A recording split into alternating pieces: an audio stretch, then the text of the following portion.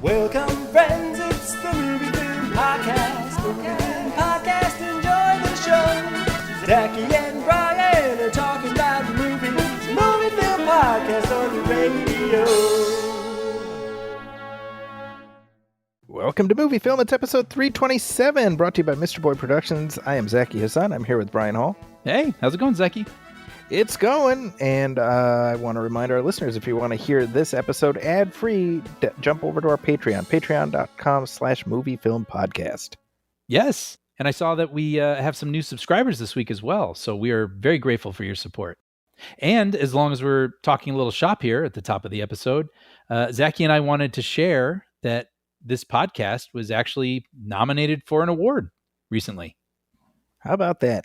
Yeah, we the Hollywood Creative Alliance, called Astra, they're having a podcast awards the end of October this year, and so they put out a bunch of categories, podcasts that have been nominated: Best Science Podcast, Best True Crime Podcast, and we got nominated for Best Member Podcast because we are both members of Astra. So I was surprised and honored. Yeah, it's very exciting, and you know, whether we win or lose is irrelevant. Being nominated is more than I would have expected.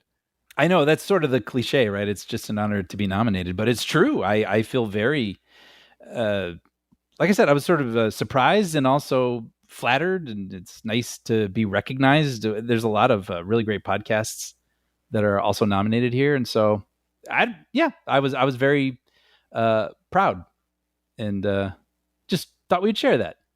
Yeah, and well, speaking of sharing, what movies have you had a chance to see recently?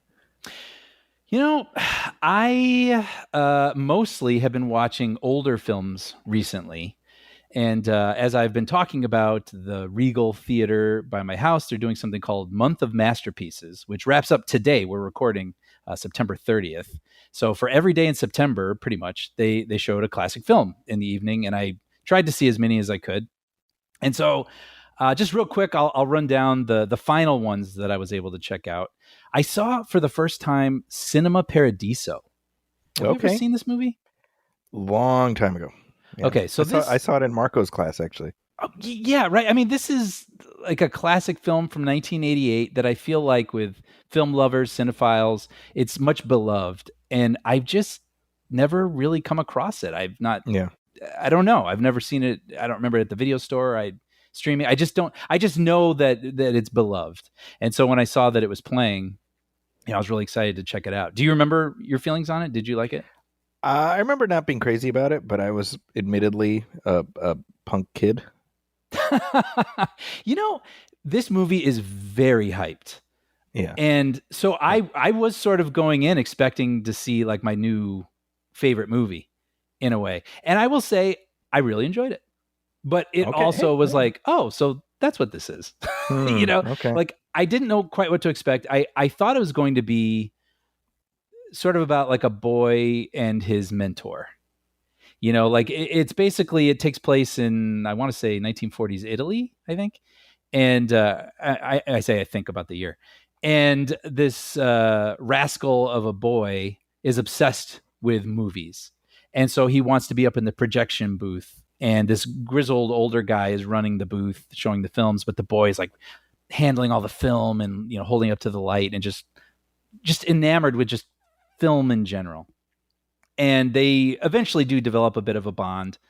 And but what I didn't expect is it's really about this boy's entire life, because then he becomes a teenager and he falls in love, and there's a whole, it's very episodic, right? Like how is he going to win the girl over? And that's an episode. And then eventually he goes and joins the military, and that's an episode. And then he becomes a man, and here's what happened to the projectionist. And so I was like, oh, I was truly just taking it as sounds like kind of a Last Action Hero type thing. Yeah. Wouldn't that be funny if Last Action Hero, like Schwarzenegger, was like, well, clearly this is a remake of Cinema Paradiso. I'm just like, I want to imagine that Last Action Hero started as an American remake of Cinema Paradiso. Exactly. And through the notes process. Through the notes process, yes. Yeah, someone like an assassin with a fake eyeball that's actually an explosive, and then people are like, I like where we're heading. This is heading in a good direction. we need a cartoon cat in here. Can we work that in? But yeah, again, I didn't know a lot about this, but as it was going along, I was like, oh, clearly this is like the filmmaker's life story. Sort of interpret, probably, fixed a little bit to be more of a film. But I was like, oh, this is coming from a very personal place. Yeah.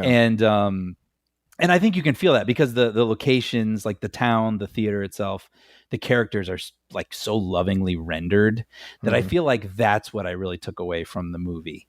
Like I don't know that it's something I will watch again, but I did think it did a really good job of evoking like a really nostalgic, lovely feeling just about life and a town and the people you meet in your life, and especially some, from the point of view of someone who's just in love with films, and films are a part of their life through all of that. So it was interesting, and I really appreciated that was one of the movies that they put into theaters. Very cool. For one night. Yeah. Real quick, I'm going to get back to that with a little aside, but real quick, I'll also say I saw Casablanca, which I think you and I are probably very familiar with. It's a masterpiece. I love it. It's incredibly written, incredibly acted, incredibly well shot. The camera work and blocking is just masterful in that movie. And it's just like a world, a place, a time just come alive. And it's an incredible love story. If anyone hasn't seen Casablanca, do yourself a favor and check that out. The first of all, I very much look forward to doing a commentary track with you one of these days. Yeah, definitely. But one thing I always, because I screen that in my history cinema classes, the thing that always is remarkable to me about Casablanca, it is essentially a perfect movie. Yeah. But what is so remarkable is we watch that movie now with, nearly a century of hindsight, and able to view it in its historical context, right? Like the context of what came after. So you're able to view the fight. We're welcome to the fight. We know it's a fight that they are going to win. Mm-hmm. Victor Laszlo goes to fight against the Nazis, and we know that even if he, whether it involves him or not, the Nazis will be defeated. Mm-hmm. That movie, when it came out, the war was going on. Yeah. Yeah. They had no idea what was going to happen. Yeah. What is that? 1942. Yeah. So they had 3 more years of war left. Yeah. Isn't that crazy? That is really wild. Yeah. Yeah. I did think about that while I was watching it because, we didn't really get involved. The U.S. didn't get involved till like 39 or something, right? So it's that's right. Or no, 41, right? The Pearl Harbor. Yeah. Yeah. So yeah, I was like, wow, this came together really quickly. And it's just amazing when you see these movies, a lot of classics. I mean, this doesn't always happen. That's why these movies have endured. But some of these movies, they come together so fast and then they're masterpieces that live forever. And you're like, wow, how did that I don't know, the alchemy was perfect and it just was meant to be or something. Yeah. Let's see what else. Oh, I saw 2001, which, I realized I've only ever seen that movie in a theater. Several years back. Not a bad way to have experienced that movie. No, I think that's easily the best way to experience that movie. Yeah. I saw it for the first time a couple years ago or several years ago because I had not seen it before and it was playing in a theater and I was like, oh, well, what an opportunity. And it was one of those movies when it ended, I was like, now and then in your life, you're like, where has that been my whole life? Like that. I can't believe I'm only seeing this for the first time now. And anytime I've had a chance, I've gone to check it out. And I almost didn't go because I was going like almost every other night to the theater watching these movies. And I'd seen this before, but I was like, no, why would I turn down an opportunity for this? And it's just staggering. It's just staggering. I love this movie so much. It's like a visual poem. Yeah.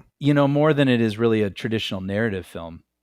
And I think for me, I've seen it a couple times. I've read the book, which is I highly recommend it for people who are fans of the movie because the book was written alongside the screenplay. Like Kubrick and Clark were writing him, the things side by side and leaning on one another. So it's not like someone summing up the movie. It's additive.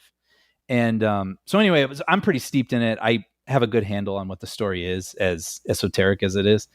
And but it was funny because when it ended, the guy next to me literally was like, "What was that about?"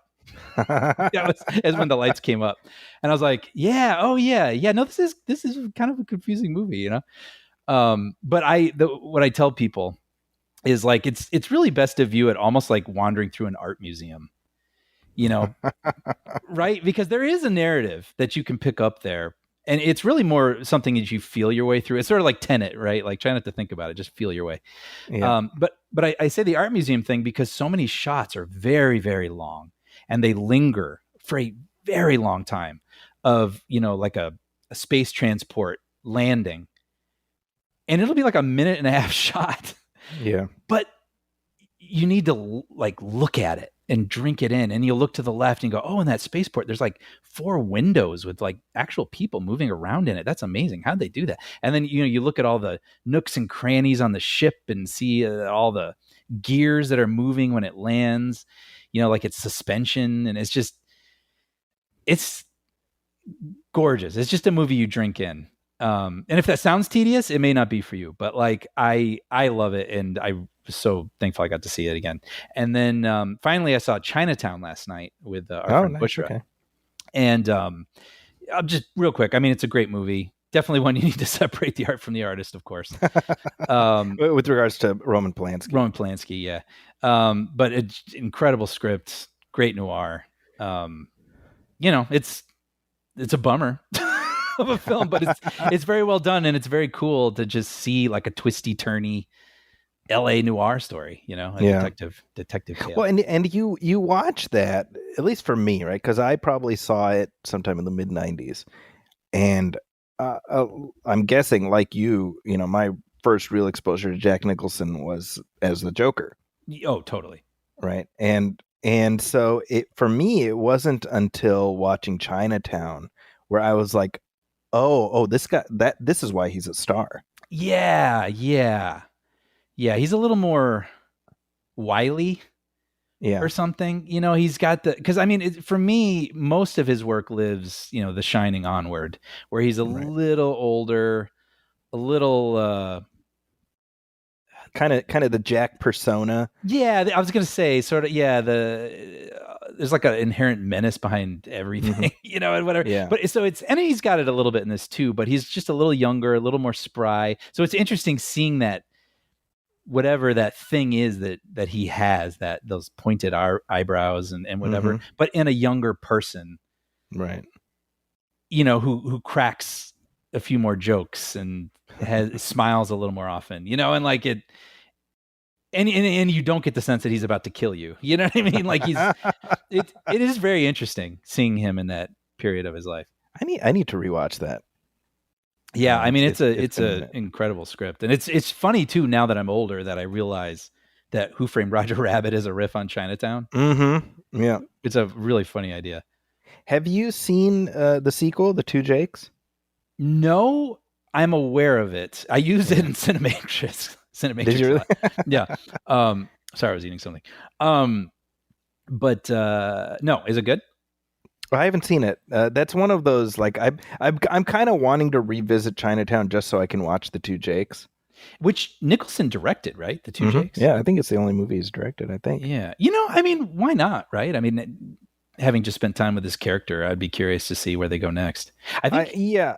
Well, it kind of, we were just talking about 2001, right? And that movie has a sequel, 2010. Yes, which I plan to revisit because now that this is fresh in my head. It's fresh in your mind, right? And I've always admired that movie. And I often say the only thing going against it is it's the sequel to 2001. Yeah. And I feel like The Two Jakes might be a similar situation. Maybe I mean, I don't know. Maybe it stinks on ice. I don't know. But... I've never heard that expression, but I love it. I think it's a thing. No, I believe you. I love that, and that's something I'm going to incorporate. Wow. Okay. No, but yeah. I I don't know. I was going through all the trivia last night after watching it, and apparently it was a planned trilogy. Like we're going to make several stories about Gittes, Yeah, that's the right. character. But I'm into the second one took so long to get up and going, and then it didn't do particularly well. Yeah, and what I like about it too is not just the revisiting the character, but it was always going to be a story about Los Angeles, also, right? Like I don't think it's about land. One of them was going to be about land. The Chinatown's about water. I'm not sure what the second one's about, but I just like that idea. California history, infrastructure, sort of being part of this mystery, that he gets involved in. I'll talk. Okay, one more movie, and then an anecdote I want to share real quick. But occasionally, I listen to the Blank Check podcast, where they go through directors' filmographies, and right now they're doing the Coen brothers, and it's shining a light on some gaps I have in their filmographies, and so I've been watching those and enjoying that. And so I watched Intolerable Cruelty, for the first time. Have you seen this movie? I mean, this came out in the 2000s. This is like 2003. George Clooney, Catherine Zeta-Jones. Yeah. So I was trying to place it. Yeah. Okay. I haven't seen it, but I remember when it came out. Well, I don't know if you remember, but when it came out, most people didn't like it. Yeah. Critics were a little hard on it. I think Coen fans. I think what it was sort of marketed as, well, it's like George Clooney, Catherine Zeta-Jones in a zippy romantic comedy. That's right. And it's not exactly that. And I think Coen people were probably like, well, this isn't exactly what I expect from the Coens either. So it landed in this weird middle ground. Mm-hmm. So I watched it just because I wanted to listen to that podcast episode, knowing that most people didn't really enjoy it. And I was surprised. I really enjoyed it. I think I liked it for the reasons I just said. Like, it is a little zippier and flirty and kind of romantic than a lot of Coen movies. Mm-hmm. But it also takes some turns, and there's like, your random act of nihilistic violence that comes out of nowhere, and you're like, yep, I recognize that, and I thought they were really fun characters. And the way it's basically about a divorce attorney and a gold digger client, basically, who become enamored with one another. Like, she keeps marrying people to steal their money, and he keeps representing like the men, but he's like falling in love with this woman because she's just so interesting and sharp, and he kind of admires her, and they have this really fun interplay. And it's like 90 minutes. It's got some gags that made me laugh out loud. It's got a little bit of the darkness on the edges, and when it was over, I was like, what a yarn. So I don't know, I felt like I had to call that out for anyone who likes the Coens. Yeah, thanks. I'm sure there's folks listening who have avoided it for reasons of its reputation who might give it a look now. Yeah, I'd be very curious. I would love for people to write in if they watch it and what they think. If maybe I'm wrong, but so real quick, I have to tell this story. So at the beginning of the month, my pal Michael and I went to go see Interstellar as part of the Regal month of masterpieces. Mm-hmm. And if you recall, that movie is freaking loud. Yep. It's mixed intentionally that way, like blow out the speakers loud. And when I think of that movie in its first run, I remember I was lucky enough to see it at the DGA, and Nolan was there to speak afterwards. And what I remember about that night, you will call him Mr. President. Oh, yeah, that's right. Of the DGA. He's now the president of the DGA. Yeah. But I remember that night, my ears hurt from seeing it in that theater. And I was like, this is like, why? Why would you do that? Anyway, so watching it at the Regal, it wasn't as painful as I remembered it, but it was very loud, blow the speakers loud.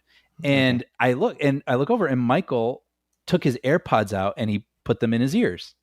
Mm-hmm. And I just thought he was kind of muffling a little bit. But after the movie, he goes, what you can do is, because there's these settings, right? You have noise canceling, adaptive, and transparent.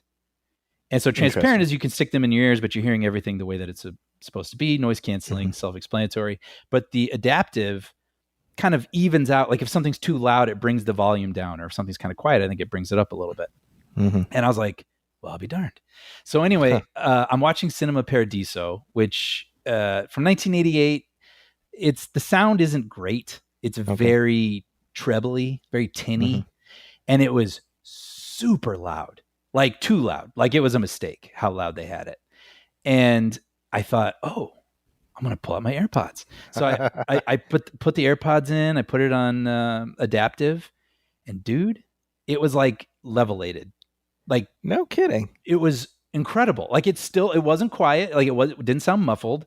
I got used to it pretty quickly, and I just enjoyed the movie. And when it ended, I literally saw people walking out with their fingers in their ears as the credits were playing, and like because it was hurting their ears. And so I pulled the AirPods out, and I kid you not, it went from like da na na ba ba ba ba, like really really loud, and I was like, that it's been like that the whole time. I couldn't imagine having sat there for over 2 hours. Enduring that. So anyway, I thought that was an incredible trick. I have to pass it along for anyone who finds themselves in a theater where something's just too loud, or even at a concert. I've been at concerts that are calibrated well, and others where I'm like, ooh, I am losing my hearing tonight. And just putting in your AirPods, not just, it's one thing to put in those little foam earplugs, which work well too, of course, but to put these in and it's actually like digitally manipulating and sort of preserving some sound quality, but also making sure that it's not killing your eardrums. Pretty amazing. And so I almost always have them in my pocket when I watch movies. So I just felt like it was worth sharing. Well, there you go. And now here is an ad from Apple AirPods, probably. yeah. Or here's from Google. We should get paid for what you just said. You're right. But it came from the heart. It did. Damn it. And it's worth sharing. I don't care if I'm not getting paid. If I'm saving people's eardrums out there, it's worth it. And now, is this only like recent AirPods, or is this? I don't know for certain. I don't know for certain. I'm not sure, like first generation, if they had the settings. They have the little rubber tips on the end, so they fit even more snugly into your ear. The ones that I have, I'm not sure where that is from, but well, there we go. Yeah. Well, hey, cool. Hey, Brian, we got some listener letters. Mail call! I believe you have a letter for me. 18,000 letters, all addressed to Santa Claus.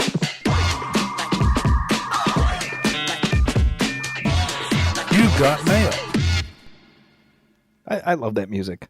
Good. I'm so glad. I'm like sitting here bopping my head. I enjoyed it too.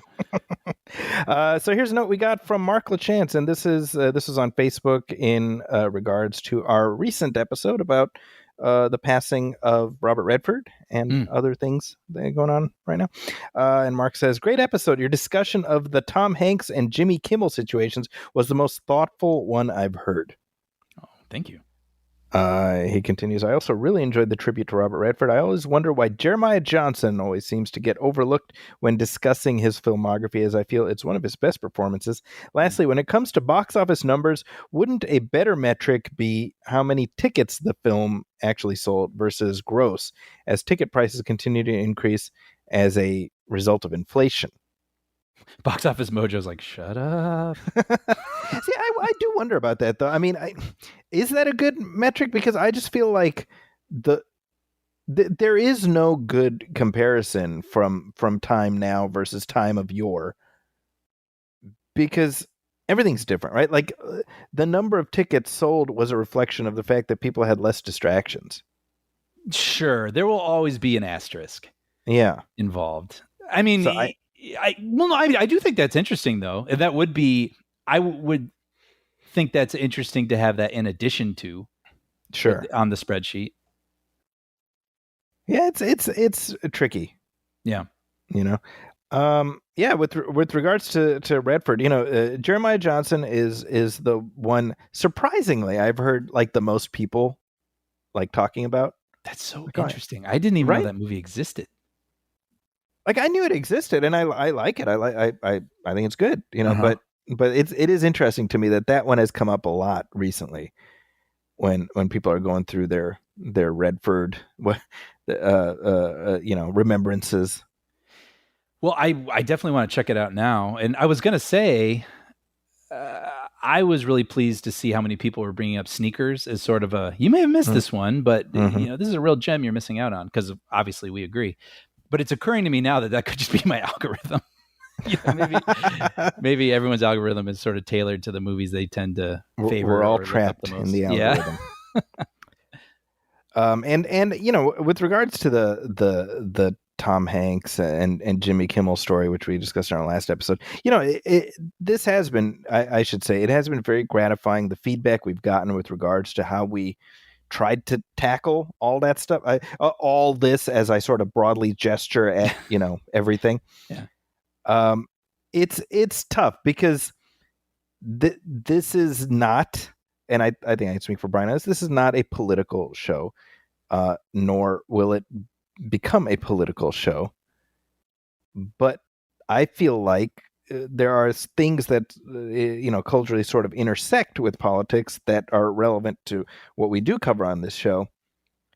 And then it's like, well, we do kind of have to talk about this. Yeah, I agree with everything you just said. And yeah, I only hoped that it's like we were processing, Right. and I was hoping that it was we were processing in a way that people could process along with us. Yeah. Worth mentioning, I mean, the Kimmel thing, like I predicted on our show that he would be back like this week as we're recording. Yeah. And so he actually came back earlier than I expected. Not never, but I to me, it was the least likely outcome was him just straight up not coming back. Yeah. Yeah. Based on just everything we knew at the time. That said, did you watch his opening monologue from the evening that he did come back? I did. Yeah. Well, you're not alone. It was viewed by 6 million people. Yeah. On linear. That's just linear TV. Wow. Because it was like by the morning on YouTube, it had been watched like 16 million times. Oh, wow. It was terrific, I got to say. I was thinking the pressure, yeah, like to come back and have to cover so many bases, yeah, and still sort of, I don't know, stand your ground a little bit, but also he just had so much territory to cover, and I thought he did it brilliantly. He really did. He navigated a lot of, a sort of rhetorical landmines with dexterity. Mm-hmm. And I think the point he made about, look, this show is not important, but it's important that we be able to have shows like this. Mm-hmm. That really hit for me. Yep. And it is, just this morning I saw a headline on Fox News. Kimmel has lost more than 60% of the audience that tuned in for that, that his comeback show, as if it's like what a staggering failure he is. And I'm like, well, who expected he was going to keep that audience? That was like his second highest audience ever. It's funny. I heard, this is very specific, but I heard Steve Martin's in Planes, Trains, and Automobiles voice after John Candy's like, we've been robbed. He's like, do you think so?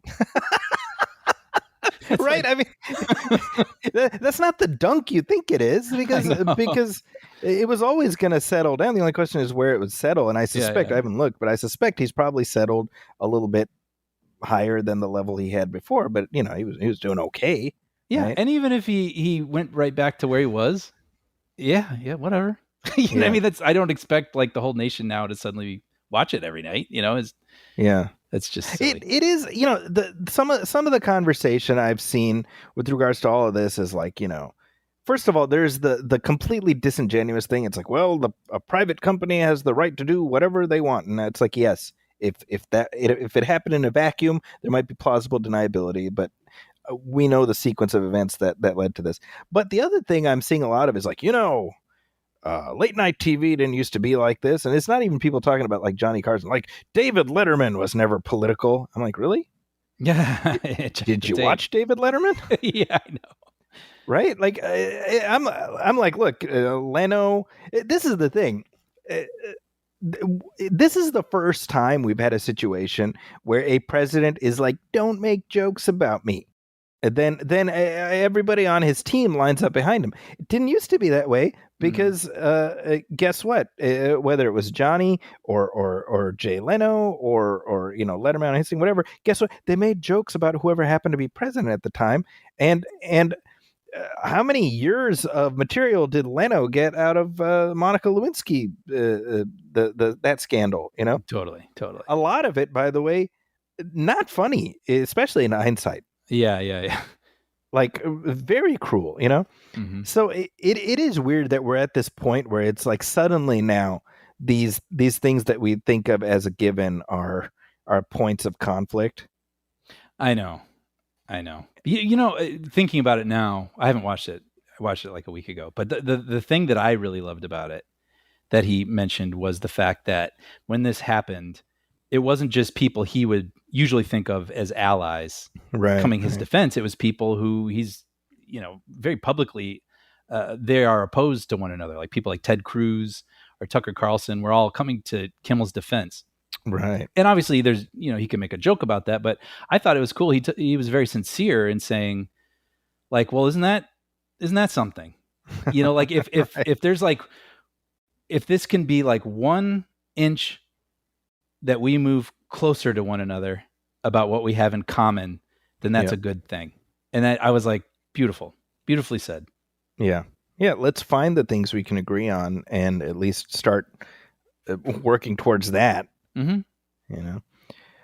Anyway, so thank you, Mark, and so many people. I mean, really, like the amount of feedback that we got with regards to that conversation was very heartening because, I don't mind saying, Brian, you and I were both kind of like, are we tackling this topic as thoughtfully as we can? Mm-hmm. Mm-hmm. Is this even like, I mean, do we have a lane? Are we veering out of our lane a little bit? Yeah. But, yeah. It was very, encouraging and appreciated people taking the time to actually reach out and share that they exactly enjoyed that conversation. Well, speaking of the whole Kimmel thing, here's a comment we got on YouTube. This is from Luke's Mail 24, and he says, "Guys, you really helped me mentally with the conversation on the Charlie Kirk aftermath and Jimmy Kimmel. I work in media and had to work on the funeral last week, as well as the Kimmel situation, and am currently on stress leave after having to work on it for days." Oh, wow. And get this, I live in Australia. Oh. He's dealing with it there. He says, "We get Trump on the front page of our news websites and newspapers, etc. every day, so I can only imagine how things are over there." It's just like that. He says, "I share a lot of your feelings on the situation where I was disgusted by people celebrating Kirk's death, but at the same time, the weaponization of his death was so appalling to me that I really can't believe the moment we're in. Really, my question to America regarding Trump is how the F aren't you guys sick of this yet? Trump was elected the day my son was born in 2016. Man, the nurses were crying that day, and I don't think they were happy tears. And honestly, isn't anyone else just sick of hearing from the U.S. president every waking moment?" Now, that right there is a statement that should be applicable regardless of one's politics, right, Brian? Yeah. Oh, yeah. Just doesn't matter. I don't want to just be quiet. Go do your job. Yeah. I remember that when Biden was in office, and I'm not saying, good or bad, but I just remember there were stretches where we didn't hear anything from him for a while, and people were like, "Isn't this nice?" Meanwhile, a couple of weeks ago, we hadn't heard from Trump in a few days, and people were asking, unironically, is he dead? Yeah, that's right. Kind of like it's not like cry wolf, but I was going to say, if you just get so used to one sort of mode. Yeah. He goes on, "It says something when all the comedians from late night TV rallied around one of their own when they're technically rivals. So if they can do it, why can't politicians grow backbones to do the right thing? So whilst this is a movie podcast, I think politics and movies have always gone together despite what a lot of people online nowadays say. Mr. Smith Goes to Washington, anyone? Ever seen that movie with Charlton Heston and monkeys? No, I don't know what that one is. Not sure. Sounds intriguing though. So I think your conversation was very apt and really helped me mentally, knowing that other people that are just so over the toxicity of it all. Finally, on behalf of the rest of the world, I'm sorry your president had to walk up escalators at the UN. I believe Amazon is using this tragic story as the basis for their first 007 movie, so that's good at least. Denny was like, "Hey, I like the sound of that." You know, I saw a meme. Somebody's like, live your life in such a way that if the elevator stops when you're on it, you don't assume it's because people hate you. That's pretty. It's a good axiom there. I like that. You know, this just gets to the broader thing about everybody being so just like people are living online and they're filtering online concerns into the real world, and that's manifesting in all kinds of cockamamie ways, right? The other day, I don't know if you saw, Pete Hegseth and the president, they gave like an address to all the generals. Did you see this? I did, yeah. So there was one piece that kind of stuck out to me, which was Hegseth, who's like, this guy's planning to run for office or something, right? And he's like, to our enemies, I say, F-A-F-O. And there was a silence just I was gonna say, wasn't that like some like pop band in the early 2000s? MFLLO. I don't know. So FAFO is online parlance for F around, find out. Ah, gotcha. See, so the fact that you didn't know that shows me that you have like a healthy amount of online exposure, right? But that's very revealing, is my point, right? Because he thought it was like a mic drop moment. Everybody's like, what? Right? And I was thinking, to me, that's like, if you're like, if you're in a speech, you're like, IYK. Right. Which is, if you know, right? Yeah. And then so it's this weird thing, like that to me is indicative of somebody who is just getting, their brain is getting microwaved by whatever the hell the online discourse is, to the point where you think that's gonna, that this room full of generals is gonna rise to their feet and hoist you on their shoulders after that, Yeah, it's revealing. So here's another comment that we got from Luke's Mail 24 on YouTube, and this was with regards to our commentary track for Rambo First Blood Part 2, which we dropped last spring. So he says, if only Sheriff Teasel would have let him cross that bridge for a sandwich, then the Russians would still be in Afghanistan. That's what you said, Brian. Yeah. And he says, that comment from Brian made me spit my water on my monitor at work. It's kind of true. If not for Brian Dennehy, it turns out he helped defeat communism. Little did he know at the time. Right. He says, really great call. I grew up in the 80s and vividly recall just how big this film was. The frustrating thing for me as a fan of Stallone's work is that I really think he plays vulnerable like very few other action stars can, and yet he only ever seems to want to play it very rarely. Man, that is so true. Yeah. Right. A lot of the time he goes for the generic tough guy role, or I should say went for, I guess, back in his prime, right? When we've seen him be really good doing drama within an action piece, like obviously the first two Rockies, First Blood, and Copland. Even in Cliffhanger, I was going to bring this up, even in Cliffhanger, the best thing about his character was how he self-doubts himself in the first half. I don't know why he bothers with things like Escape Plan 3. Yeah, that's true. There's two unfortunate sequels to the pretty good Escape Plan.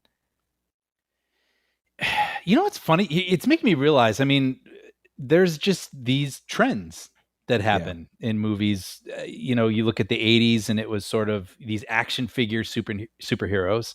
And then in the 90s, it was people like Nicolas Cage, can be action heroes, and they look like more like normal people, and they quip maybe a little bit more, or they're self-deprecating. Right. And then it was sort of grounding everything in a gritty, grim reality.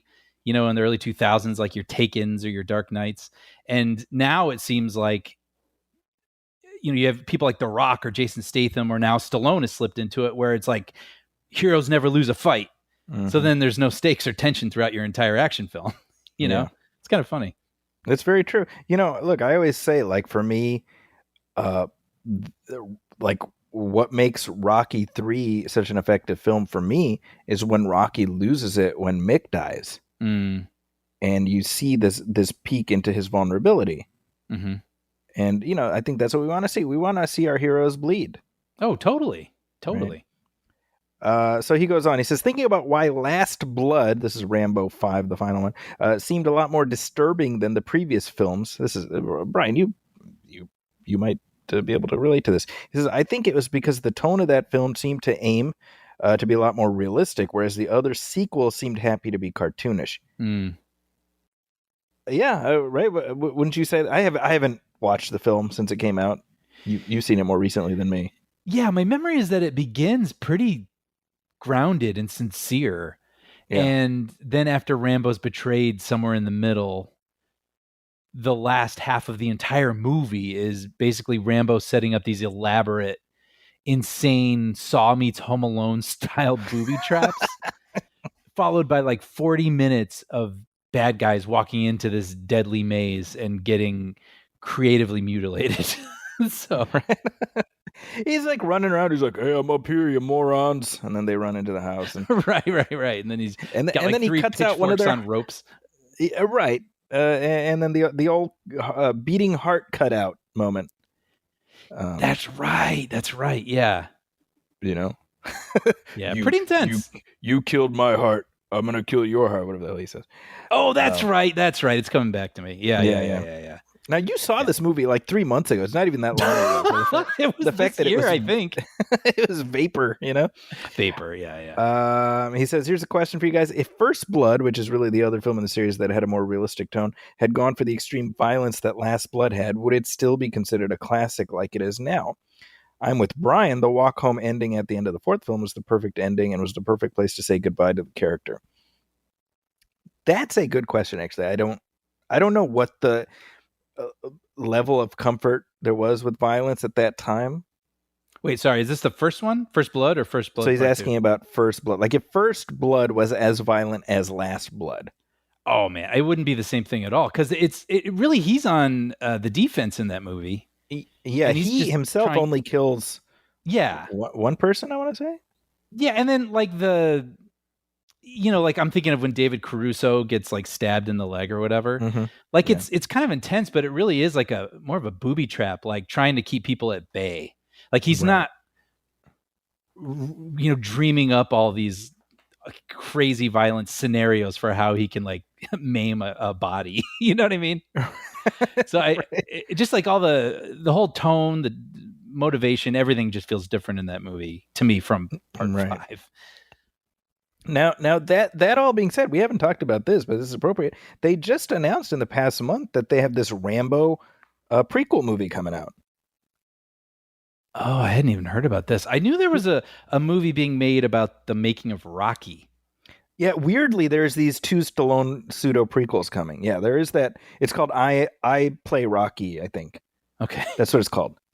And it's about Stallone trying to get Rocky made, which is actually a great story for a movie. Oh, that's fantastic. Yeah, I don't remember the actor who's playing him, but I saw a picture and was like, oh, wow. Yeah, you found him. I'm trying to... Jimmy... what's the guy's... Wentworth? Well, I see... Oh, they cast the guy who's going to play Carl Weathers. That's Stefan James. Okay. But Anthony Ippolito. Okay. Ippolito. Anthony Ippolito. Yeah, I can totally see that. Yeah. Well, separate to that, they have this other movie coming out called John Rambo. Okay, I didn't know this. And it's Rambo in Vietnam. Okay. And it's directed by Jalmari Helander, who did Sisu. Okay. I've heard of that. I don't know a lot about it. I've heard good things about that. But look, just to be clear, I am completely neutral on this. This is like, give me the good version. To quote Brian, I can see the good version. Yeah, you're reminding me when they were talking about making a John McClane, like Die Hard prequel. Right. And I remember most people were resistant to it, but there was a small part of me that thought, I mean, that would be interesting to see a younger version of that character and what he's like as a cop in New York, even though we do get a bit of that in Die Hard 3. Right. But at the same time, the real reason we love those movies are Bruce Willis and Sylvester Stallone, So, and also it's going to be like a war movie. Interesting, but I don't know. That's not what I know that's what informs who John Rambo is, Right. and who he is as he exists in different stories post-war. Right. So I'm wondering, what are we going to gain by seeing him in the war? I mean, is it going to be him in a POW camp? Like what? That's the question, right? I mean, one presumes it would have to be, right? Yeah. But the actor they cast is Noah Centineo, who actually, I got to say, he's a pretty good choice. I can see him as a young Stallone. So there's 2 young actors out there that make for great young Stallones. Weird, right? Yeah. Yeah. Wow. I mean, this Ippolito guy, like he's got the same eyes as Stallone. Yeah. Noah Centineo, I can see him as a young Rambo, you know. All right. But yeah, to your point, I would agree. Like if the point is to go from young, optimistic John Rambo, you know, playing stickball, you know, in his neighborhood, and then which is I assume teenagers did that in the 70s or whatever. And then you guys want to play stickball? Yeah, I was just gonna say, John, it's time for dinner. Lamar, let me play with the guys. So is it like he goes to Vietnam and then he's weathered and war hardened over there? One presumes that's the intent, right? It sounds so sad. It kind of does, and especially because I wonder. Here's the thing, right? Like Rambo at the start of First Blood is different from Rambo at the end of First Blood, if you remember. Yeah. Right? When we first see him, he's like smiling, and he's, you know, so like one presumes he's dealt with some shit when he came home, but he's overall like he's not like the husk of a man that he is by the latter parts of the series. That's what I'm saying. Yeah. He gets like triggered. Right. In the first one, like something that he was not on the surface in that moment gets activated. Exactly. So, you know, look, I'm not willing to write it off because I think there's the kernel of a potentially interesting idea there. Mm-hmm. But we'll see. What I don't want is let's just, you know, keep this gravy train going, because I think I can buy doing like a prequel starring a younger actor, but as far as I'm concerned, Sylvester Stallone was Rambo, Sylvester Stallone, and that's the end of it. Kind of same, right? Right. So thank you for that. Here's a note we got from Alex Naom, who says, "Good day, gents. On this finest of days where we celebrate Zachy's 30th birthday with 16 years experience." Alex wrote to me on my birthday, which was last week. And he says, and I'm at a point now where I no longer acknowledge my birthday. Are we, you know, we're at that point now? Yeah. Yeah. Did you have like a special dinner, or did you have a cake, or what did you? I did a whole bunch of nothing with a side of nothing. Yeah. It was my kind of day. Yeah. It was everything you hoped it could be. You know, the best thing was getting text messages from people wishing me happy birthday. Honestly, it's very, very thoughtful. I never expect it, but it's always nice when people think of you. I agree. This is me, you know, telling Brian, like, yeah, still waiting for my gift to arrive. Texts are good, but texts are cheap. I still actually, I just by chance, on my birthday, I was wearing the shirt that you got me for my birthday last year, and I didn't even realize that it was the Music by John Williams thing. Yeah, oh, that's right. Yeah, it looks like the credit from the end of Star Wars with the blue letters. Yeah, and I love, like, when people see it and like recognize it, we share like a kind of a knowing nod. You know, isn't that the best when you're like out walking somewhere and you see like a really niche shirt or something, and you can go, hey. Yeah, I always make a point to say something to people because I imagine it must make them be like, hey, someone gets it. They get the thing that I obviously care enough about to like advertise. Did I ever tell you about this? Is the last time I was in Chicago, so a couple months ago. I was in the city, and I see a guy wearing a shirt. It's just a black shirt with white text that says, "Remember that time RoboCop shot that dude in the dick?" ? I was like, wow, what a specific shirt. Yeah, that's really funny. It's very conversational. That would be funny to like if he was wearing a hidden camera or something, just to watch the reactions of people reading the text on his shirt. Right. And like some people like, I do, honey, I do. You know. Alex says, before I divulge my latest doings, I hope you two are keeping well amidst all the chaos around the world. As one was wondering how you plan on celebrating the upcoming spooky season. Do you have any TV shows and movies you'll be revisiting? And we'll come back to his question in just a second. Let me get through his note. Alex says he's on his honeymoon. Congrats. In London.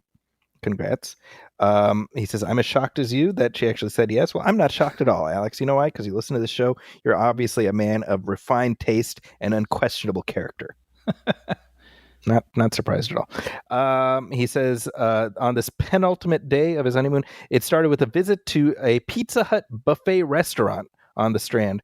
For decades, we've not had these in Australia, so nostalgia pulled me in like a black hole, and I just had to go there. It seems, however, that you can't always go home because I'm sad to say the experience left me a bit hollow. These restaurants were a haven for me when I was a kid, being these expansive culinary paradises. This one, though, was about a third of the size of the ones I remember, and it reminded me of the times you two have mentioned the now derelict shopping mall in Chicago you frequented as kids, and how their glory days are but a distant memory. Growing up, man. I know, dude. You know, I've been seeing, first of all, the amount of AI slop on Instagram has rendered that site almost unusable. Yeah, I'm getting a lot of that too. But what I see a lot of is, I saw one specifically just yesterday, the day before, where it's like, this is what life was like in 2002. Remember 2002, Brian? All those years ago, and it shows this kid, this CGI friggin' homunculus, what's that, Polar Express looking kid, but more realistic now, which makes it more unnerving. Anyway, walking through a Walmart excitedly, and like pointing at the aisle, the shelves, and whatever. And I'm like, we're doing this now. We're doing Walmart nostalgia now. I mean, they still exist. Yeah, right. Aren't they basically the same as they were like for 20, 30 years? That's my memory. Right? I'm confused by that one. If they had that like smiley face bouncing around and hitting the prices and the prices dropping, do you remember those ads? Yeah, I remember. I'm trying to think of anything from the past I remember about Walmart. Listen, I got nostalgia for days, son, but nostalgia for Walmart, I don't know about that. No, yeah, I don't understand that. But I will say, by the way, this is so funny that Alex said this, because I went to the dentist the other day and it was next to a Pizza Hut. Mm-hmm. And I thought, when was the last time I saw a Pizza Hut?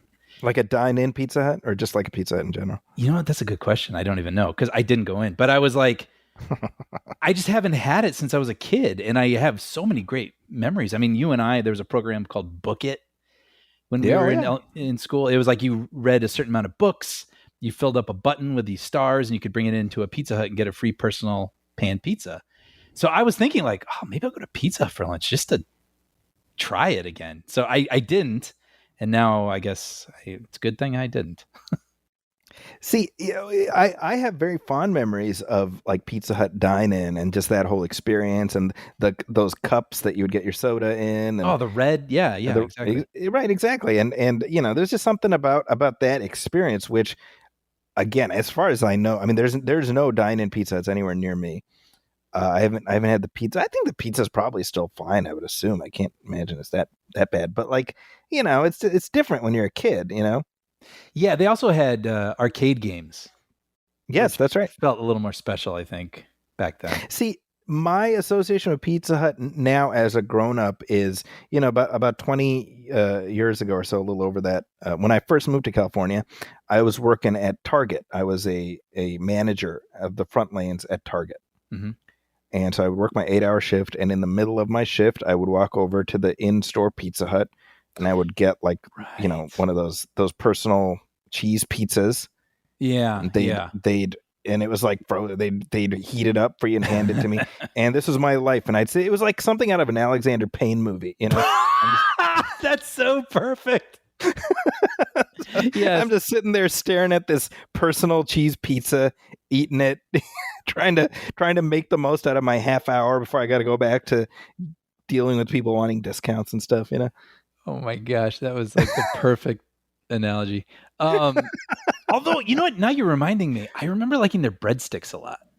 No, yeah, sure. Yeah. Their garlic bread was what I with the cheese on it. Mm-hmm. That was the stuff. See, they had Pizza Hut in Saudi Arabia when I was growing up, so like a lot of fond memories of that. Yeah. Okay. Yeah. But anyway, Yeah. this is what they took from us, Brian. I don't know who they is, right. but that's the general tenor of these things that I'm seeing on Instagram. You know what I'm realizing? All of this stuff. This is what we had, and then it's always they took it, and I'm like, you just want to be a kid again. That's it. Mm-hmm. I know. And that's fine. I understand that. But like, just admit that that's what you want. Yeah. Because it doesn't matter when you're a kid. You're always going to be nostalgic for that. Yep. Right. It's, I was watching this video recently about toxic nostalgia. It's really interesting. You're talking about how, like, how studios really kind of weaponize just our affinity to want to revisit stuff from the past, and that's how we get caught up in this cycle of just reboots and legacy sequels and everything else, Mm-hmm. and how you get, for example, the Star Wars sequels or whatever, and how so much of that initial interest was sort of, in sequels and prequels, right? It was like, oh, I want to feel like I did when I was 6, Mm-hmm. and you never can, right? Yeah. And all of this stuff, like, there's a place for nostalgia, but we also acknowledge, it can get toxic, and we see all the ways that can happen. Anyway, so I watched that, and then completely unrelated to that video, a new trailer drops for Tron Ares. Yeah. And I'm like, hey, sweet, let's watch this. And it starts with, it shows scenes from the original Tron, with Jeff Bridges in the arcade, and then it shows Tron Legacy. And then it has a scene from the new movie where you've got the Jared Leto character meets Flynn, played by Jeff Bridges. Mm-hmm. And he's like, greetings, program, or whatever he says. And I'm like, hey, sweet, Flynn. And then suddenly I'm feeling really guilty for having that reaction. Right. I'm like, wait, am I part of the problem? You're like, take me back. Yeah. Oh, wait. Yeah. That's amazing that movie exists, isn't it? Tron 3. The new one. Yeah. Yeah, man. I'm into it, by the way. I can't believe, especially, in this... Well, I'm actually going to contradict myself. I was going to say IP day and age, but like, like IPs that you can like fully bank on, like the Marvels or your Star. Actually, can you? All right. You know what? Everything I'm saying makes no sense. The world is upside down. Be sure to tip your waitresses. Walking away. Alex continues. He says the day ended with a real treat, the stage show of Back to the Future, the musical, which you saw, right? You saw yes. that, right? He says this was actually a pleasant surprise. I love the film to bits, so hadn't expected it to eclipse it, but it was very inventive in the way it recreated the driving effects and even recreated the shots of Doc hanging from the clock tower and the flying car at the end. I'm being coy with the specific details so as not to spoil anything, but I highly recommend it. As always, your show brings great joy every time. I bless my ear holes with your soothing tones. Poor Mr. Gretz. That's what we're all about. We're all about ear holes here at the Movie Film Show. So. Yeah. But no, yeah, it was pretty amazing the way that they translated a lot of the action from Back to the Future to the stage. It was, especially the third act. Yeah, it's pretty inventive and fun. When did you saw it? You saw it like a year ago, right? Yeah, about that. Okay. Yeah, it's touring. I think I keep seeing it pop up. Speaking again, the algorithm, it comes up every now and then in my Instagram. And as far as I can tell, it continues to tour. So it could be coming to a town near you. Do you see the posts on your Instagram and you're like, this is what we had, and then they took it from us? Yeah. Every time. A year ago. Here's a note we got from Tyler Kloster. He wrote to us at moviefilmpodcast@gmail.com, and he says, this most definitely does not have to be for the podcast since it's so late. Hey, don't tell us what to do, Tyler. We'll decide what we put in here. Thank you very much. But I have been running quite behind on movie film commentaries and finally got around to listening to your Wolfman commentary from this past January. Hey, remember when we recorded a commentary for the Wolfman? Yeah. That was a special to our Patreon feed, although we can look for that to drop on the regular feed just in time for spooky season. Yeah, maybe a little gift around spooky season. hopefully people like it. He says, and this was the 1940s Wolfman movie starring Lon Chaney Jr. He says, I enjoyed it and wondered if Brian did end up watching any more of the old Universal monster movies, of which I'm a big fan like Zachy. I would especially love to hear what Brian thinks of the Frankenstein series. So if you guys ended up doing commentaries for those, I would gladly listen. If not the whole series, at least the Karloff films along with the Abbott and Costello one and Young Frankenstein by Mel Brooks. Did you get around to watching any of those? Young Frankenstein's probably the only Frankenstein movie I've seen. Wow, okay. You know what? No, but going back, I think Alex was asking, right, about what we're going to watch to prepare for spooky season. Yes. The Regal by my place is showing scary movies now every night for the month of October. And longtime listeners will know Zachy and I are not horror aficionados. Mm-hmm. I think we like spooky stuff. We like creepy stuff. I like thrilling stuff, but I don't like gory stuff. So there were certain things where I was like, no. But then, there's some like creepier stuff in there that I was like, no, yeah, I'd be curious about that. And a bunch of them are these classic monster movies. So I was like, oh, perfect. I'll finally, have no excuse. I can just go over there, sit down and That's catch great. up on all of them. So yeah, I'm really looking forward to doing that. I will be doing that next month. Do you know which ones they're showing, or? I don't have it offhand. Okay. Are they doing like multiple ones in one evening? Because many of them are very short. That's a good question. I do not know. Okay, wait, I'm looking. Just to give you a general idea of some of the stuff that is playing. Candyman, Nightmare on Elm Street, Scream, stuff like that. I like Scream and stuff, but they're showing the Wolfman, they're showing the Invisible Man, they're showing Dracula, Frankenstein, Creature from the Black Lagoon in 3D. Okay. That's interesting. The Mummy, Bride of Frankenstein. Yeah. So perfect. Yeah. Let me know. I'll tell you which ones are worth making the trip for. Yeah, great. And then of course, I assume Tyler's kind of referring to the fact that I read Frankenstein for the first time this year and really enjoyed it. So I'm looking forward to the Guillermo del Toro version. Oh, me too. Yeah. Yeah, because it's supposed to be pretty faithful to the book. And then did you see the trailer for The Bride? ! I saw that the trailer exists. I haven't seen the trailer though. Okay, yeah. So it's like all the Frankenstein content we're just being that's like Christian spoiled. Bale as the monster, I think. Correct. Yeah. Okay. And Jesse Buckley is the bride. Okay. And that's like Meg Gyllenhaal directed it. Yeah. Yep. Okay. Interesting. Well, I'm very curious to know what you think if you do end up diving through some of those movies. Yeah. I mean, I feel, like I said, no excuse, and it's the perfect way to really just lock in and enjoy them. I mean, definitely Invisible Man, Frankenstein, Bride of Frankenstein. You got three good movies waiting for you. Okay. Dracula is pretty rough, I would say. Oh, really? I'm not a big fan of the Dracula movie, other than the sort of Lugosi being iconic in it. I think the movie's not particularly good. Like you appreciate it for its significance because it got the whole genre started. Okay. But it's an adaptation of a stage play, and it feels like they're just filming a stage play. Ah, interesting. Okay. Creature from the Black Lagoon. That's an interesting one because especially in 3D, because it was originally released in 3D. So I'd be curious what that feels like. The Mummy, I'm not a big fan of that one either. That's just I remember that for some reason. Yeah. I remember that from you. Yeah. It was kind of dull. Yeah. All right. Anyway, hey, speaking of our commentaries, this is a note we got from Stephen Enders on Patreon, who says, I'm loving your commentaries. Thank you, Stephen. And he says, you guys should do The River Wild and Death Becomes Her. Ooh. I would love to do both of those. I would love to do The River Wild. Me too, man. Talk about almost like a lost 90s artifact. What a weird, like Meryl Streep in an action movie. Yeah. That's like Curtis Hanson, right? Or am I wrong? I think you're right. Yeah. Let me double check that. Oh, maybe I'm wrong. It's like somebody kind of known, isn't it?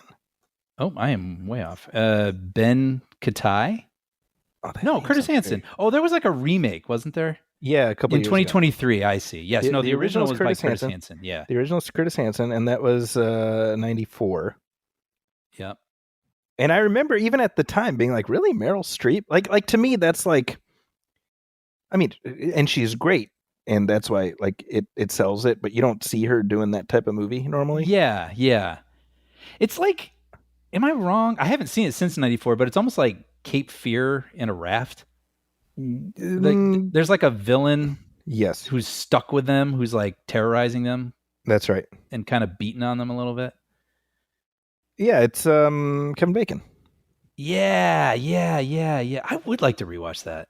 Yeah, I would totally be down for that. And then Death Becomes Her. I mean, that'd be so much fun. We're both fans of Death Becomes Her. Yeah. I would absolutely be down for that.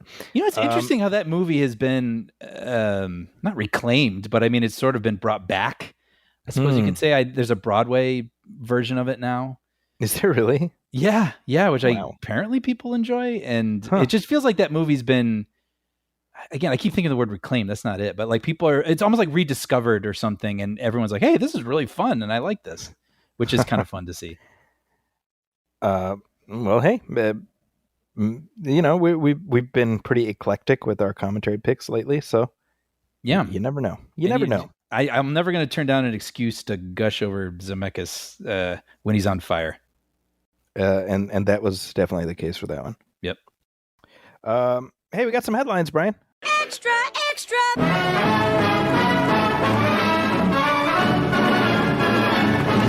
What a scoop! Hey, we got new Star Wars, Brian. How about that? That's now news. I was trying to. That's now news. Yeah, I guess it is. I mean, it's been a while, right?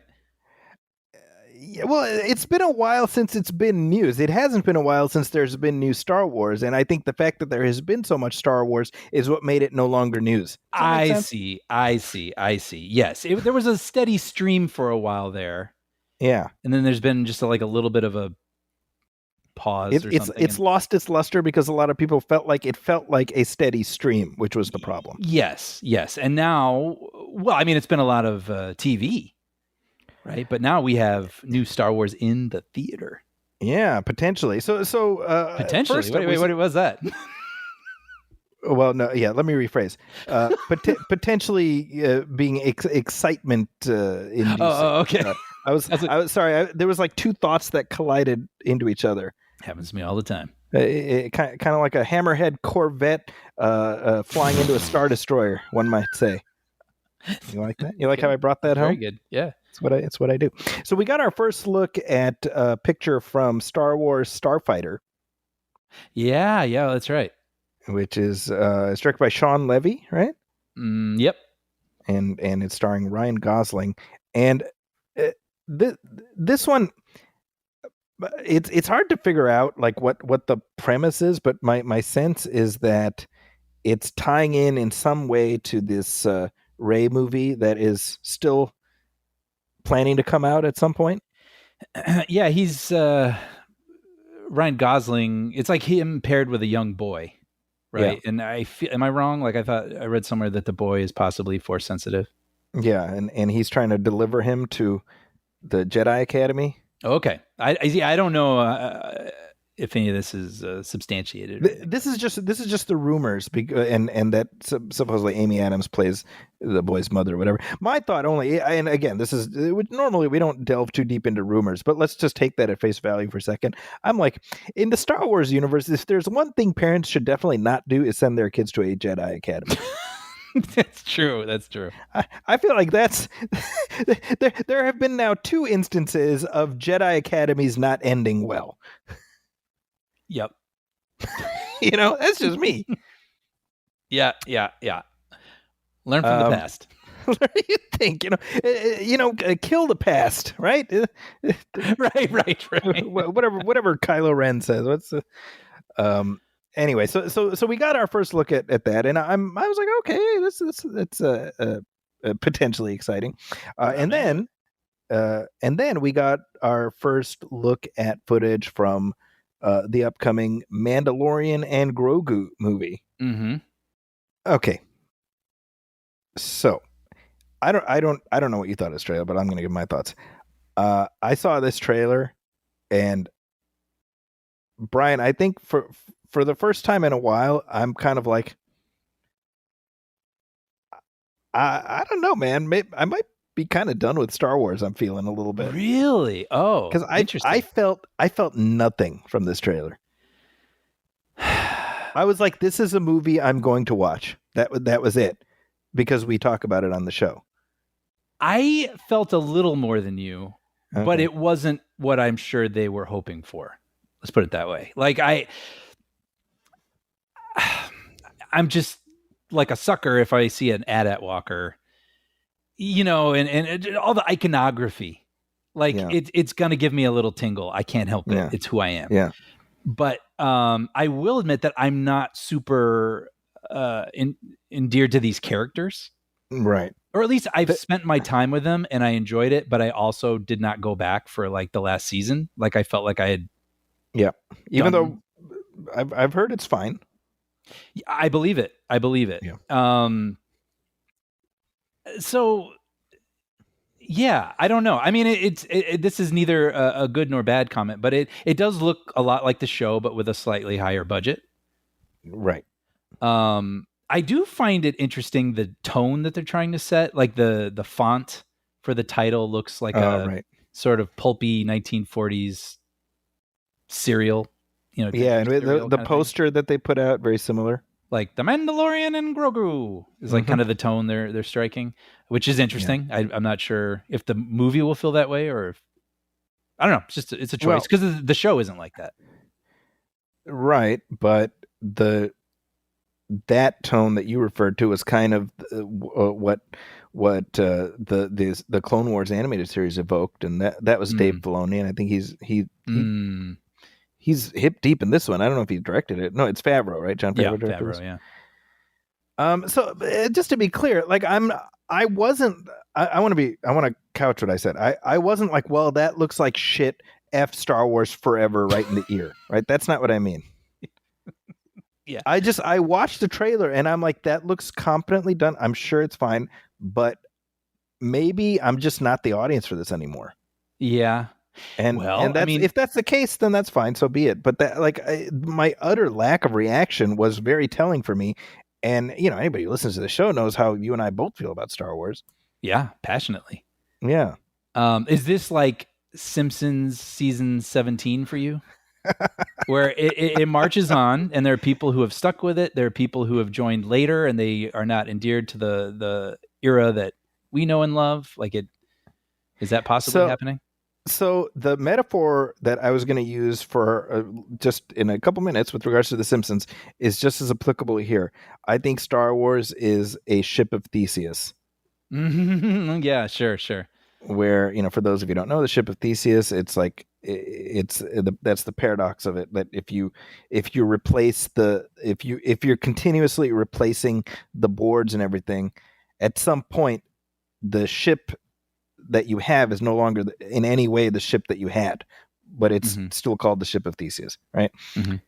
And I feel like Star Wars is getting there because the stuff that, like, Star Wars is the universe, but it's also the characters, right? Yeah, I don't want to interrupt your thought, but I have something to say about that. And we're reaching a point now where none of the characters that are part of my Star Wars are really in the mix anymore, and that's fine. That's life. I mean, that happens. But then I look at it and I'm like, well, I don't have the affinity that Disney is probably hoping I have for Din Djarin and Grogu. Mm-hmm.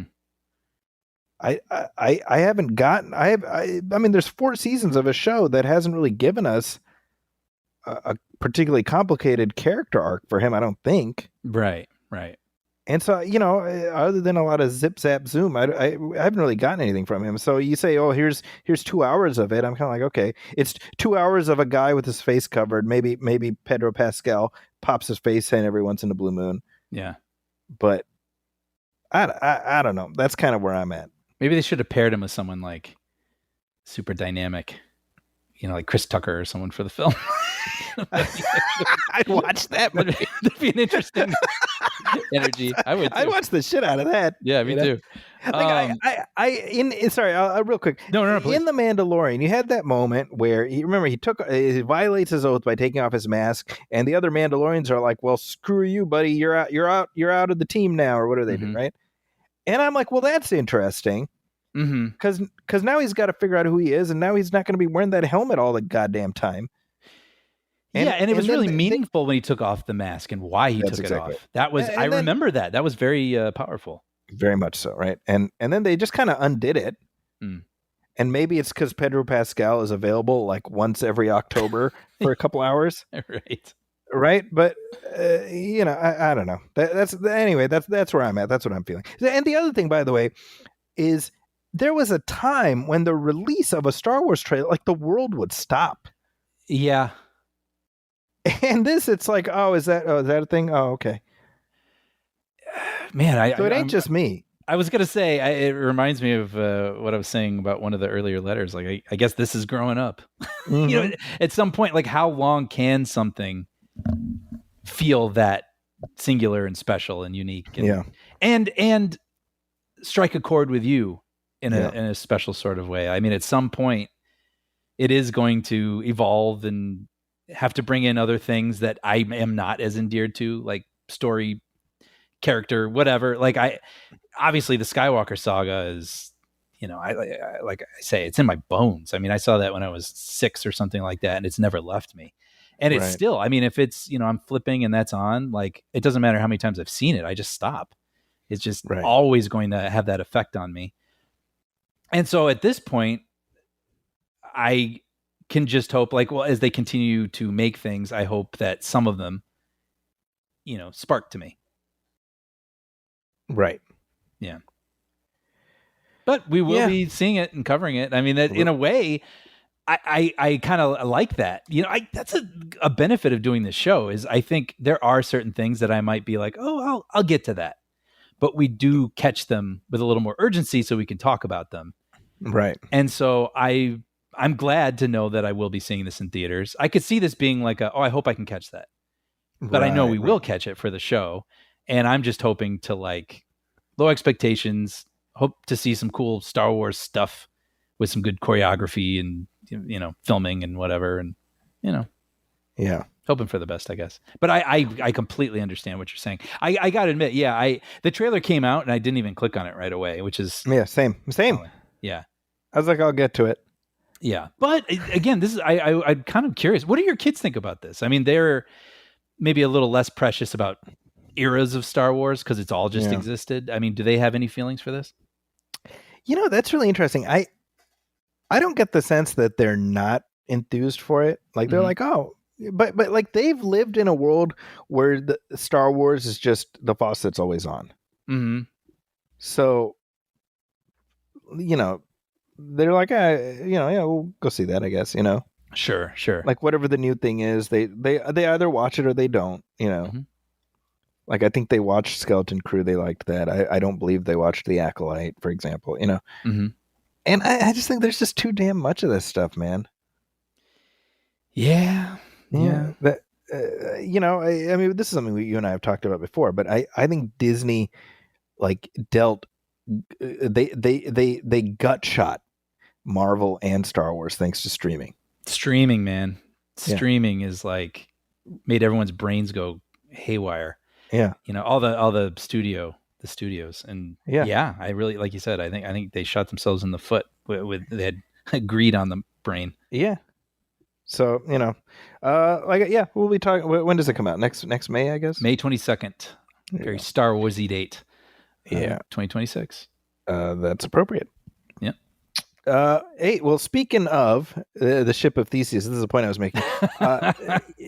Just yesterday, as we're recording this, and this came to my attention solely because of you. Which is, you caught it right as the announcement happened. I saw it minutes after and didn't believe it for a while. Yeah, so this is 20th Century Films, which is now a subsidiary of Disney, announced that a second Simpsons movie is going to be released in June of 2027? July of 2027. So I think just under 5 days under 20 years after the previous Simpsons movie. Yeah. Wild. Well, you pointed out, I mean, that was like a chalkboard gag. Yeah, isn't that related funny? To, right? Well, if you want to explain that. Yeah, so the season 19 premiere of The Simpsons, which was the first season, right after the movie came out that summer, so that fall, Bart's gag on the chalkboard was, "I will not wait another 20 years to make a movie." Mm-hmm. Which, I guess technically just under 5 days, so they're beating. It's not exactly just under 20 years. Yeah. You got to wonder if anyone clocked that and was like, "Oh, huh." Pick the date even for that reason, So what's interesting to me is somewhat surprising, and maybe this is just my algorithm. When the announcement happened, I saw a lot of people excited about it. Me too. And that kind of made me happy. Me too. It's funny because, I mean, going back in time, which is so funny, almost 20 years, when the first movie came out, I had already fallen off with the show. Right. And there was a lot of, well, what's the movie going to be like and who's involved? And, there's kind of a golden era many people, think about. And then it was like, oh, we're getting all those writers back. Plus the new, it's just going to, it's going to feel like it's something special. And so it was really mysterious. What is this going to be like? And I remember at that point, I mean, you can't even overstate the Simpsons social or cultural dominance in the 90s, right? Yeah. But in 2007, I had no idea what a movie theater would look like playing the Simpsons movie. Like, would it be half empty? I was going to say half empty or half full. I just talked to my therapist about that. That's very weird thought. Would it be empty or would it be full is basically what I was trying to say. And I remember being packed, and it was just every person you could imagine was in there, young, old, everybody. And it was, we watched it together, if you remember. We did. Yeah. Up by you. And it was very special. It made me very happy that so many people turned out for that. Now I'm so curious in 2027 what a movie theater looks like. Really? I don't even know what the ratings are like for the show every Sunday. And I read someone commenting somewhere saying for people who haven't kept up with the show, they are in for a huge surprise when they hear some of the people's voices. Oh, sure. Yeah, right. Yeah, really. Right. Julie Kavner is Julie Kavner, Harry Shearer. Yes. They just, of course, time has passed, but they just sound a lot different than they did for the episodes that we have watched probably, 30 times. So it's like you get that voice ingrained in your head, but by the time the movie comes out, you're looking at nearly 40 years since the show started. Right. And incredible. If you would have told me when the first movie came out that, there's going to be another movie in 20 years and the show will still be going, by the way. Yeah. I'd be like, what are you kidding? Right. Yeah. So this is this weird thing. I'm you and I, we've spent enough time on the show talking about our relationship with modern Simpsons. I think people kind of know the score, but I'm sort of at the place where I view it as the ship of Theseus. Yes, honestly, that's the best and probably healthiest way. It's taken me a long time to get there, but I think that's the best way to view it. Yeah, I still dip in, and I'll watch it, and my kids enjoy watching new episodes, and they've just got a different relationship with the show, Yeah, and look, those early seasons are so formative. They really shaped our sense of humor. Certainly formed like the basis of our friendship, I would say, right? Yeah. But it's just it's not going to be that, because shows are not meant to exist for this long and be exactly the same thing. Yeah. So you almost have to view it as a long running show. It's like you have to view it like Saturday Night Live. That totally. Right. You have these different eras. And the season that just premiered, so the episode that just aired a couple of days ago, I was telling you, it's about Lisa discovers Marge's 90s clothing that she had when she was a kid, again in the 90s, because she gets into it because they discover the Dawson's Creek type show that Marge liked again in the late 90s when she was Lisa's age. And so I watched that and I'm like, huh. Yeah. Well, because I thought Marge had a crush on Ringo Starr when she was a teenager. You know? That's right. And then eventually Homer was like a Kurt Cobain figure in the 90s in his mid-20s. No, it's so funny. Now they're children. And so it's just like, well, that's what this is, and exactly. And I have to say, the episode that I watched, I did chuckle a few times. Mm-hmm. I found it amusing, but just like fundamentally, the ethos of the show has changed. How can it not change? So much of like the industry has changed. Everything has changed. Mm-hmm. And the fact that The Simpsons has lasted as long as it has, we can view it through the most cynical lens and say, God, why is this show still on the air? Which is the instinct that many people have, and that's usually, usually in the comment section. But I'm looking at it like, how remarkable is it that this show is still on the air? Isn't that amazing? Yeah. Well, I mean, the characters that they created, that they could endure decades, generations. Yeah. That's how strong those characters are. Yeah. And look, TV is not charity. Right. So the fact that it's still going is a reflection that, well, people are watching it. Maybe I don't have any illusions that it's the same size audience that, it had, back when it started, but clearly there's enough of a fan base to keep it going even now. Mm-hmm. And so, what is this movie going to be like? You know what? Here's what I know. I know that if this old cinder that we're on is still spinning 2 years hence, we're going to be in the theater, you, me, possibly Sean, hopefully Sean, and we'll be watching it together. I would really love that. Yep. All right. And honestly, that's what I'm looking forward to. I don't even care.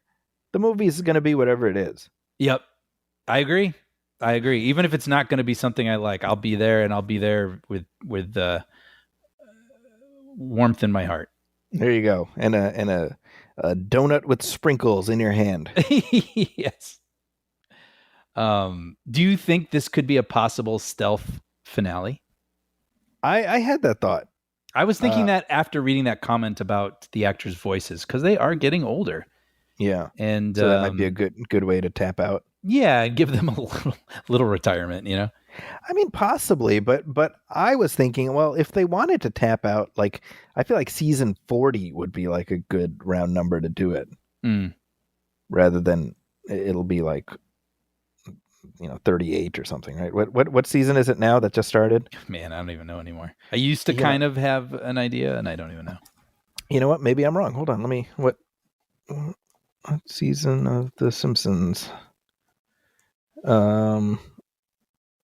37 is the current season. There's 37 that just started. So then next season would be. And it's been renewed through season 40. See, I'm thinking if you're going to go, you go with season 40. Yeah, no, you're right. And it kind of feels like season 40 is your last exit before season 50. Yes, exactly. Right? Like, you know what I mean? Yep. The other thing, look, I feel fairly certain that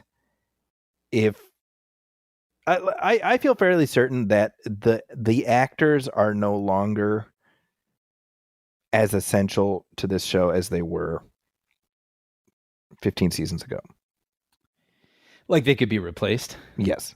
See, let me actually, before you say anything, for me, I don't. Yeah. For me as a fan, I don't like that. I'm saying in the eyes of the corporation, they're no longer essential. I think we're on the same page. I don't think that would work for us. Yeah. Because it's been so damn long. Yeah. But for people who, like how many Fred Flintstones have there been? I have no idea. There's been a few. I'm saying it's not the same guy from or the Kermit the 60s Frog, maybe. Yeah, Kermit the Frog, right? Or Bugs Bunny, right? I mean, once Mel Blanc died, there have been like 4 different Bugs Bunnies. Right, exactly. So why do we assume that Homer and Bart are any different? Yeah. I mean, that's a long run getting used to that voice. But I agree with you. I think in this day and age, especially where pretty much nothing's sacred anymore. And they've already can see kind that. of done it, right? They've got, new actors for Carl and for Dr. Hibbert, right? That's true. And that was sort of out of like cultural necessity or whatever. But like, let's be honest. I mean, it's proved that audiences won't desert the show. Mm-hmm. Yeah. Gonna be interesting anyway. Very much. Yeah. I'm excited. It's weird for me to say because I don't even watch it anymore and I haven't enjoyed it in a very long time, but like they're forever in my heart. So yeah, I can't wait to see what they have in store. Well, on the complete opposite end of things I do not want to see and do not want to know what they have in store, what about this Tilly Norwood business, Brian? Keep Tilly Norwood's name out of your mouth. So Tilly Norwood is the latest hottest thing, Zachy. You're not everyone's familiar with talking her work? about Tilly. Yes, that should be your show, Mad About Tilly. So Tilly isn't real. She is an AI actress created by a company. And this company believes, I guess they're called Zikoa. Right. And they want to get this, I don't even know what you'd call it. I mean, she's like an animated character, but she looks photo real, like a real human being. But they want to get her signed by agencies and have her star in films. And not just that, but they want her to be a personality that people can, keep tabs on through social media and as if she's some sort of real person. Yeah. And so I think when this story broke, the angle was, I think it was misreported that she had been signed. Right. Or at least they were okay with the idea that people were being misled thinking that she had been signed. And then they had to come out and be like, no, she hasn't been signed yet, but we're in conversation with people. You may be surprised to learn. You may think that everybody is against something like this, but you may be surprised to learn we're having conversations. People are very interested in this idea. And did you watch? I sent you an article. Did you see the video? I did. I mean, it's crazy. It's I don't even know actually what it was for, but it's like a comedy sketch that's completely AI generated that looks as if it takes place in real locations with real actors. And they're sort of talking to the camera and joking, like setting up this Tilly Norwood person. Yes. And it's 100% AI. 100% AI. It is, I've got to admit, some of it really impressed me. Sure. But then there's just something like 1 degree wrong that like triggers something in the back of your mind. And I've got to say, actually, I thought the weakest human in this was Tilly. Her face never looked lit correctly. Like her face always looked like it was lit from a different, like it was brighter than the rest of her body. And I was like, something's wrong. Right.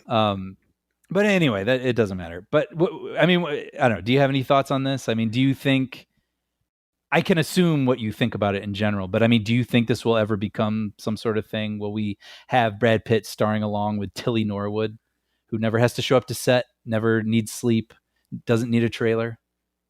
Well, I guess my thought, big picture, is I'd like to get off this Black Mirror episode that we're in. Yeah. Right. It's all horrible to me. It in so many different ways because I think that ultimately this is going to happen. Like we can, it appears that way. Yep. Right. We can sort of be in high dudgeon about, why are they doing this? And it's immoral and unethical, all the things. Number one, it is going to happen. And I hate that. Mm-hmm. And number two, this is just one more way that actual real people are going to be put out of work. Yes. Right. Like, wasn't there a whole strike about exactly this? Yeah. Right. Yeah. Why do we need real people in an ad who we have to pay residuals to or whatever when we can create, a Simone, from that Pacino movie, which I've never seen, but now I kind of want to watch it. Yeah. I mean, it's funny how this stuff is just all of this dystopian sci-fi that's decades old. These psychotic tech bros look at as like a challenge as opposed to a warning. And they want to be the first person to pioneer it. Yeah. Yeah. So I think this is horrible, right? Because first of all, the way the guy who programmed Tilly or created the character, whatever the hell, the way he's talking about her is like deeply weird. Oh, really? Yeah, like, oh, and she's my creation and this and that. I'm like, okay, it's odd, you know? Yeah. And then on top of that, just the real cost, which is actual people who rely on residuals and things like that, they will not be getting work because of these digital avatars, you know?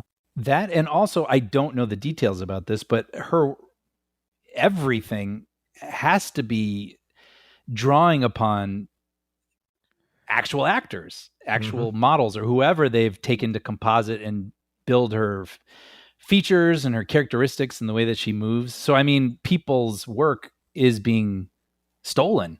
Yeah. To create this person. And then also, I mean, it's easy to say, okay, well then this person doesn't have to show up or she can't be late, whatever. But like, who's manipulating her? I mean, she's like a puppet, I would imagine. So she must have some sort of team, and someone has to figure out lighting, and someone has to figure. Isn't that just much more work? It just feels like you said, it just feels like someone just wants to prove that they can. Yeah. And I don't see the upside to this because I don't know. You know, it's funny. We might sound like complete crazy dinosaurs to someone listening to this 70 years in the future, where their favorite celebrities are all these, AI creations. I don't know. But like, for me, it's like the actors I like because they're living, breathing human beings, I don't know. That's the bar. That's where we're at. I don't know. It's very strange. Very like dystopian Black Mirror. Yeah. Well, on that uplifting note, we've got a new movie in theaters right now, Brian, that you and I have not had a chance to discuss. I can't wait. I can't wait to talk about this. Well, let's talk about it on the other side of this.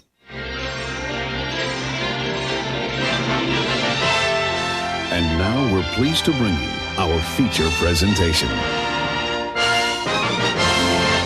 And we are back, and I should say, Brian, actually, in the time it took for us to go on break and come back here, I went out and got some Pizza Hut. Yes, that's right. I mean, to be clear, we are recording this 2 days later because I had Brian, to see the movie. Come on, if you're gonna give away all our tricks, well, that doesn't even make sense. Like during the Paramount music. I ran out. I went to the neighboring city. You paused. You put your fingertips together and paused time. I did it like that. What is that show? Out of This World. Yeah. Or right? I don't know. Someone correct us. Out of This World. Yeah, where she puts her fingertips together. Yeah. Anyway, no. Yes, we are 2 days later, and in the middle of that, I was like, after our little conversation, I was like, I'm jonesing for some Pizza Hut. You sent me a thing, and I was so jealous. It made me regret that I didn't follow through on that the other day. Wait, so how was it? I didn't hear. You know what? It is Pizza Hut. Okay. That's did it scratch any sort of nostalgic itch, or was it just like? I think so. It's. I mean, I don't want to eat it every day or every week, even. But I think once a quarter, not the worst thing in the world. All right, it's like a thicker, fluffier pizza, right? Yeah, the pan one. Yeah. Okay. So I know you and the audience, the entirety of the audience, is on tenterhooks to know if I had gotten some Pizza Hut, and the answer is I did indeed, and it is indeed Pizza Hut. And it is indeed pizza. Did you get the breadsticks? I did not get the breadsticks. Maybe that's the last nostalgic itch I need to scratch. Yeah, I have a real. Now I really want to have those breadsticks again. Anyway, you might trying to find it. It's one battle after another. yeah, these days, yeah. Don't see. On a related note, there's a movie in theaters right now called One Battle After Another. Yeah. This one's getting some conversation. This is the new joint from Paul Thomas Anderson, and starring Leonardo DiCaprio. And this, you and I, we were discussing this. I feel like DiCaprio is that guy who, no matter what, you get a good performance from him. I mean, I have two things to say about that. I mean, one, yeah, like he has the privilege of being able to only pick what he wants to do, and he almost always just picks really interesting movies, that are on another level. I mean, he gets his pick of the litter with directors and whatever, right? So if he's in a movie, I expect it's going to be elite, right? Yeah. But what's interesting too is I was thinking about this. I mean, he used to be like a teen beat heartthrob. Yeah. Right. Like especially in the Titanic era, Romeo and Juliet, he was like a stud, and like the girls had pictures of him in their lockers or whatever. And it's funny how now a lot of the characters he plays are like really like schlubby. And yeah, you can compare this to his character from Killers of the Flower Moon. Yeah, or even a little bit Rick Dalton from Once Upon a Time in Hollywood. Sure, fair. Yeah, he's got like the star thing. Like he knows how to put on the front of being a movie star, but he's also deeply insecure and always, crying, in Brad Pitt's shoulder. And so it's just kind of an interesting thing, like where he could just be playing, like Brad Pitt. We've talked about. He's always playing Brad Pitt. Yeah, and but he's so good at it that we love it, right? But we don't often see him playing like a wiener, and so it's kind of interesting. Yeah. Well, let me, this sort of highlights the point you're making. I just saw, just by chance, a couple days ago, I saw a video piece on YouTube where James Cameron was reflecting on his career, and he talks about Titanic, right? And he talks about DiCaprio coming in to audition for that. And, Cameron liked him. He wanted him to read with what's her name, Kate Winslet, and he's like, "Oh, I don't read," Even at that stage of his career, he didn't really need to, But Cameron's like, "Well, if you don't want this part, then that's fine. But if you want it, then you got to read." So he does it. And then so he gets the part, and then he reads the script, and he gets back to Cameron. He's like, I think it'd be great if my character had something to overcome, like he's got a limp or he's got some drug addiction or something like that. And Cameron's like, "Well, no, we're not. That's not this character. That's not what we're doing, And Cameron talks about how that gave him an insight into DiCaprio's his preferences as an actor. That he wanted something to play. And what he told him with regards to Titanic is, look, this is you have to sell this on your own, this movie, without having that stuff to lean into. And for DiCaprio, that became the challenge. That was the thing he had to play. Right. And so, in other words, my point is that what Cameron was saying, it wasn't the ego of an actor. It was what was interesting for him to do. And so I think that piece from Cameron nicely dovetails with the observation you just had. You're totally right. He wants the challenge. Yeah. He's not looking to look handsome and successful on screen. He wants to do something that's challenging to him. Yeah. Yeah, and he's good at it. He plays this type of character very well. Yeah. Nowadays, the biggest challenge is dating somebody his age. Oh,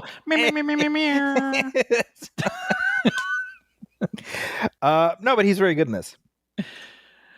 I'm just picturing him on one of his yachts listening to this, like, "Hey, unsubscribe, Patreon, cancel." Just gonna keep going and going. Yeah.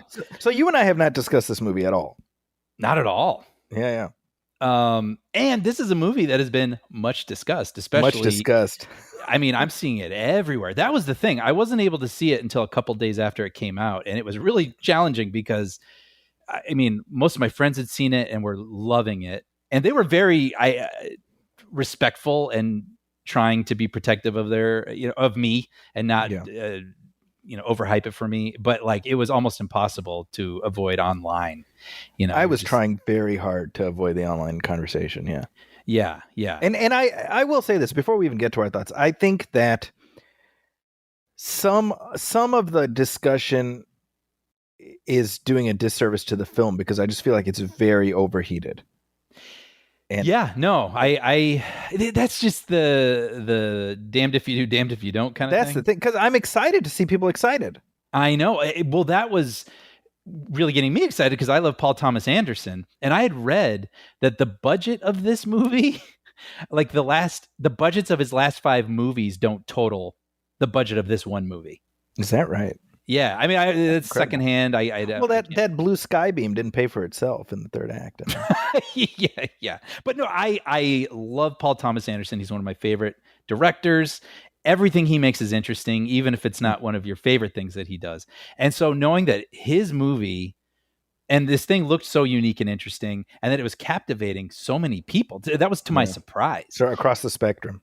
Yeah, and I mean the across the film buff spectrum, I should say, not necessarily. Yeah, I was going to say the cinema score was an A, which is wild for a movie that's almost 3 hours long, and a PTA movie. Surprising, to be honest. Yeah. Right? And so anyway, that was very exciting to me. But then I was also like, what is this movie? Because then real quick before again we get into it, I mean the marketing wasn't really hooking me.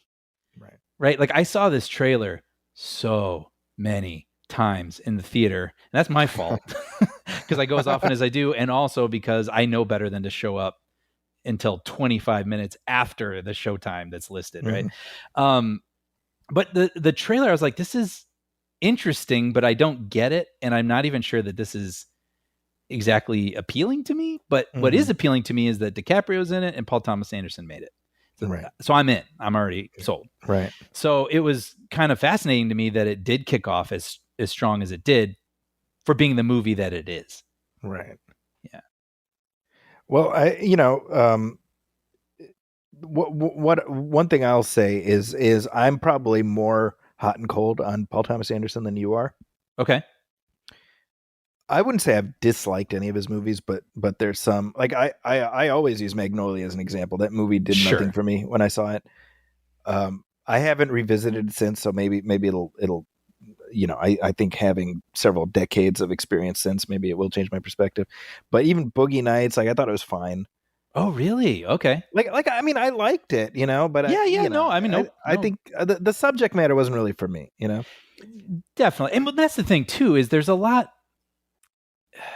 His movies don't like lift you up all the time, right? I mean, they can be kind of depressing, but on the other hand, to your point, I mean, look, There Will Be Blood, The Master, I absolutely love that movie. Yes. Punch Drunk Love.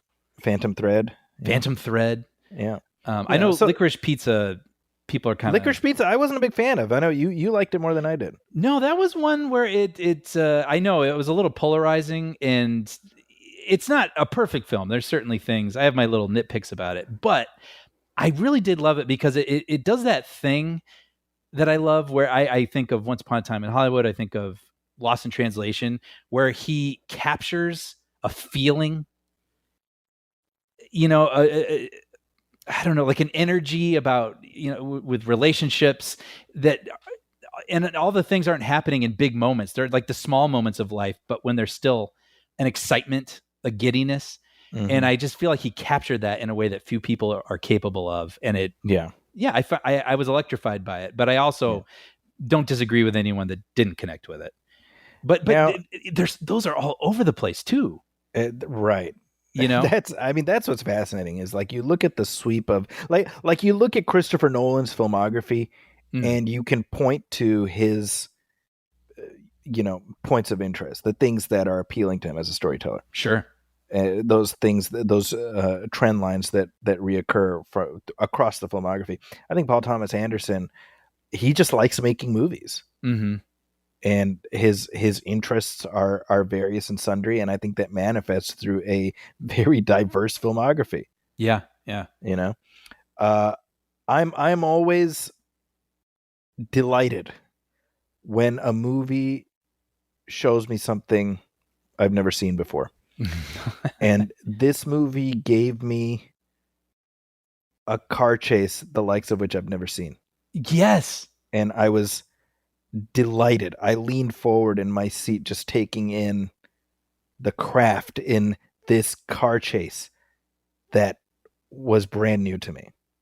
Dude, it's fine. There's two things I want to say. One, that's exactly what I said to the person cleaning up the theater This is in the it's going to be in the Patreon bonus drop. But I spoke with a person who came in to clean the theater afterwards, and he was like, "What'd you think?" And I go, "Man, there is nothing more exhilarating than seeing something you've never seen before."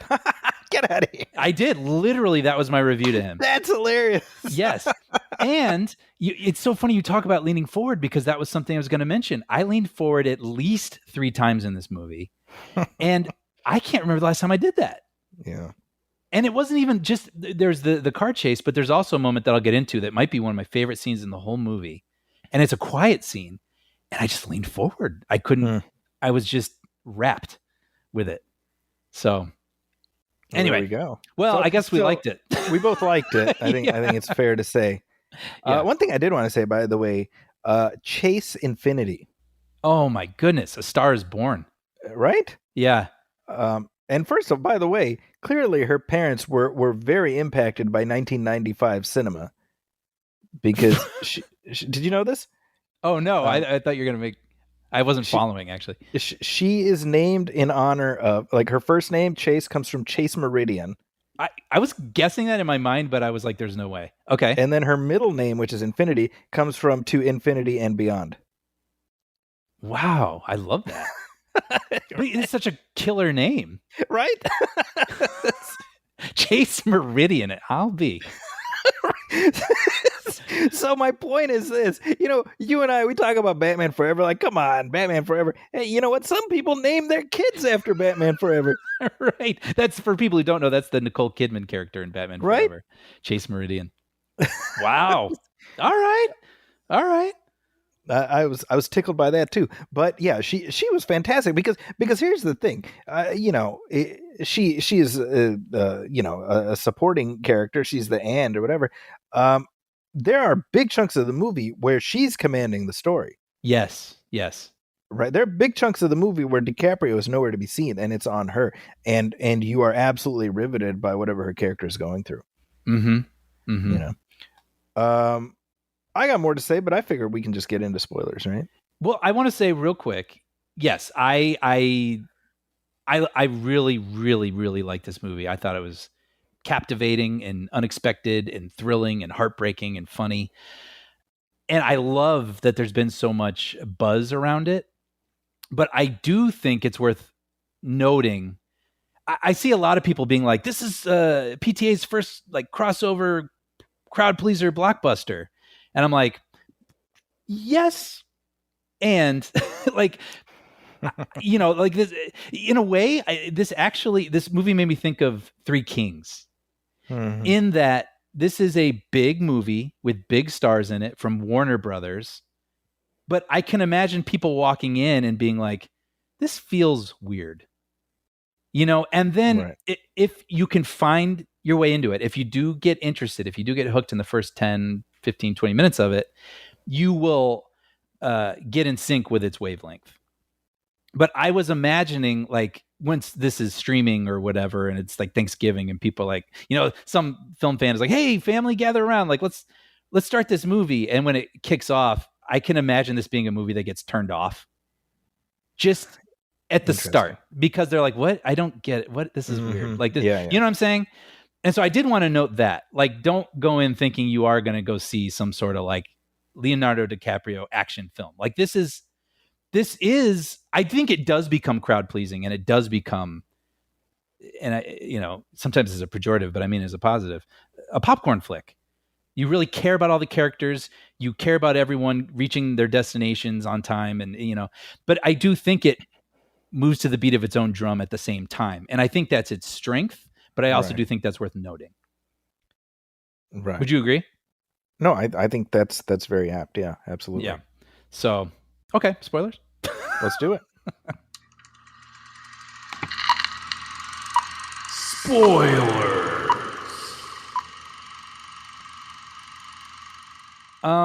So yeah, I mean, where to begin? Almost just like, I guess at the beginning. I think what's interesting about this movie is, the first 30 minutes are almost like a little short film, right? Where it's interesting. Well, yeah, now we're in spoilers. So basically, it's how DiCaprio's character Bob meets his love interest Perfidia, played by Tiana Taylor, who's, I mean, again, speaking of Stars Are Born or whatever, like everybody in this movie gets like not just time to shine, but to just like crush and cook. You know what I mean? I mean, even like those evil dudes, the Christmas adventurers. Right. You know what I mean? Like every person gets like a moment to deliver a couple lines in a really interesting and almost like mesmerizing way, you know, in a way that I was actually thinking, I was like, Tony Goldwyn is one of these guys. He can just roll in, drop a couple sentences and roll out and you'd be like, I remember that guy. Yeah. Yeah. And I was like, what is that? I mean, what's the difference in direction where if you get, for example, in that scene in the bunker, when you have that old man and they're talking about they want to put a hit out on Sean Penn's character, Lockjaw. Right. And in some other movie, the guy would be like, do it and make it clean. Right. You know, but in this, I don't know what the direction is. I don't know if they just allowed him to try a bunch of different things, but he says it in such a weird way. Right. You know, he's like, make it clean. And he's like, I want it to be so clean we could eat off of it because it's clean.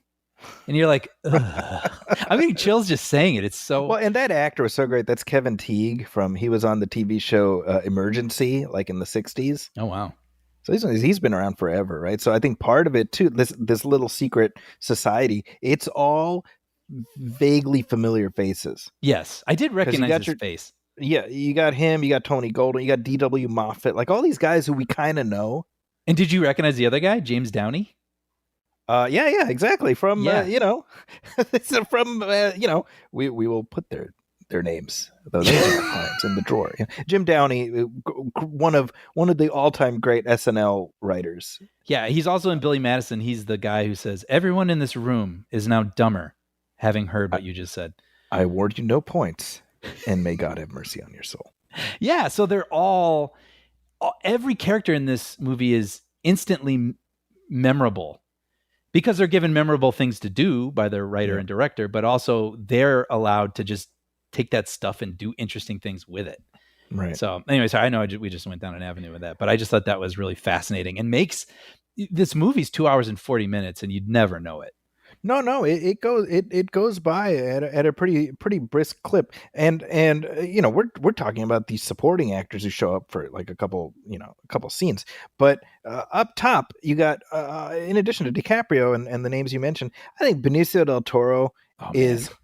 I'm kind of like, I want this guy to be my friend.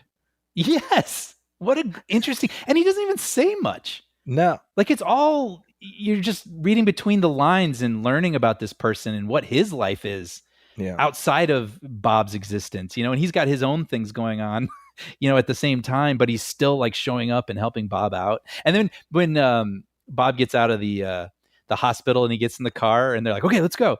And Del Toro's just like, hey, let's take a selfie. That's right. It cracked me up. And then Sean Penn. I was thinking when the movie ended, I'm like between this movie and Sinners, here are two of the most racist white guys who you just want to see get their uppins. Mm-hmm. Right? Because the guy who sells them the juke joint in Sinners. Mm-hmm. Oh yeah. And then we got and we got Sean Penn here. It's like, man, that I want to see that racist get his. Uh-huh. Probably one of the best Sean Penn performances in a while. Not to say he's been doing bad work lately, but it's real showy. It's real something for him to really get his teeth into. It allows him. It's not like he has like some big mustache on and is hiding behind like a wig and whatever. Like he still very much looks like Sean Penn, but he is at the same time transformed. He's playing. And here's the beauty of it. You want to talk about knowing everything you need to know about a character. Yes. Not even the part where he gets a hard on because what's her name is like humiliating him. I don't mean that.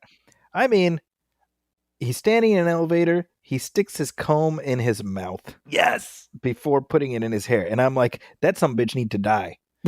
Yes. It's so unnerving. You talk about an affectation that tells you everything about this guy. You know what? Along with that, a detail I freaking loved was the clothes he wears when he dresses up.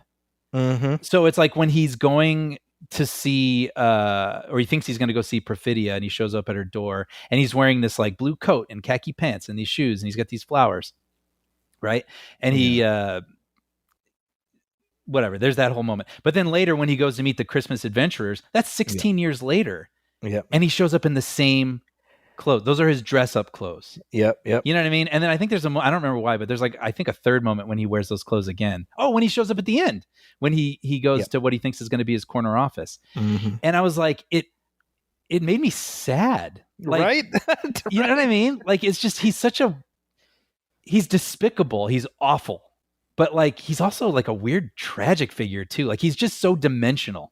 Yeah. And it's an incredible performance, and it's incredibly realized. I mean, credit to Anderson for even coming up with the guy. It's just, he's not just a menacing figure. He's a really interesting, awful person.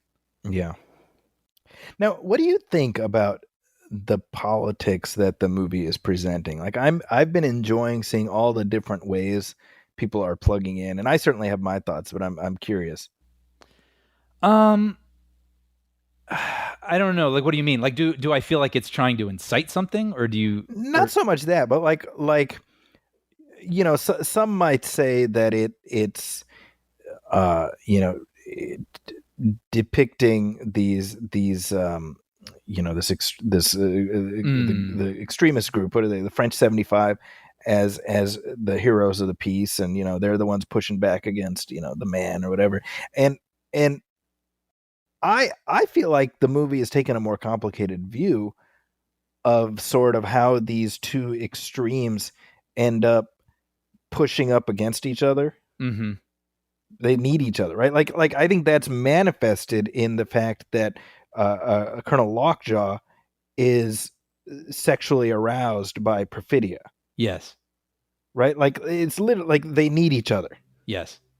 You know what I mean? No, I completely agree with you. I don't know that I mean, obviously it touches on real world things. It's just weird. It's weirdly relevant, but obviously that couldn't have been part of the marching orders, you know, to quote unquote comment on whatever's going on right now. Yeah, because he said he's been writing this for the past 20 years. You know, so this wasn't a statement about today per se, but he also acknowledges that, you know, the more things change, the more they say the same. Right. And I think it's kind of interesting. Yeah, I don't think, well, you know, that was something at the beginning where I actually was thinking to myself, what am I supposed to feel about these people? Because I think, you know, you look at Leonardo DiCaprio and we're following him the whole time, and he's a dad who cares. So he's the protagonist of this film. But like, do I agree with everything that he and his group are doing? No. Right. You know what I mean? This is during the first chunk you're talking about. Yes. Like blowing up buildings and things like that, right? Like, they may have admirable aims at the end of the day where they want equality for people and they don't want people locked up in detainment centers. Like, that's admirable stuff, but I don't think their execution is good, you know? Right. And so, but what I think is interesting and what I think the movie is kind of saying is, like you said, you have these two forces, right? And they're just, it's one battle after another. It's not going to stop. And at the end, you get that letter that Perfidia writes to her daughter, and she says something like, you know, 16 years have gone by and very little has changed, you know, but we keep pressing on. And then the movie ends with, what's the daughter's name? I'm thinking of her real name, Chase Infinity. Yeah. That's Willa. And then it ends with Willa leaving to go be a part of like a protest. And to me, I took that as this battle will continue, but maybe certain generations try to do something and in different ways. Some people tried peaceful protests. Some people tried violent, whatever. But issues persist, and the next generation will find their way to try to make the world a better place. You know what I mean? I like that interpretation. No, 100%. And you know, because you know, I went with my son, and at the end he was like, so is she like a revolutionary now? I was like, no. I mean, she's manifesting her desire to make change in a like kind of what you said, like in a way that's not the same path that her mother took, because she sees that was ultimately not a productive path, right? Mm-hmm. And I think there's a variety of ways where the movie is really signposting that, right? Not just in terms of Bob 16 years later is just a stoned drunkard, right? Mm-hmm. You know, all the catchphrase, the passwords and everything he doesn't remember, right? Mm-hmm. And then you've got the people, you know, he's trying to call, he's trying to get connected to whatever, and they're sort of doing their own cosplay because they're trapped in that pattern, right? There isn't that sense of like, well, it's been 16 years and we haven't really made a change. Mm-hmm. So why not switch up our tactics? Right. But no, it's because they want to, they each of these sides want that war that they're a part of. Yes, I think we are following the two extremes. Exactly. And I don't think they're to be like just blindly admired. Well, certainly that's not one of them. But. That's exactly it. And so Willa is more than Bob. Willa is the audience surrogate. Mm-hmm. Because she's the one who's having to navigate these aspects, right? She is literally the product of both extremes. I can't believe that didn't even occur to me. Yeah, you're right. Right. Yeah. Wow. So I love that. Yeah. Anyway, sorry, I didn't mean to stop you. I love that. That's great. No, and I think that's why the big chunks of the movie were just following her. I mean, I think that's why that stuff all works, you know? I mean,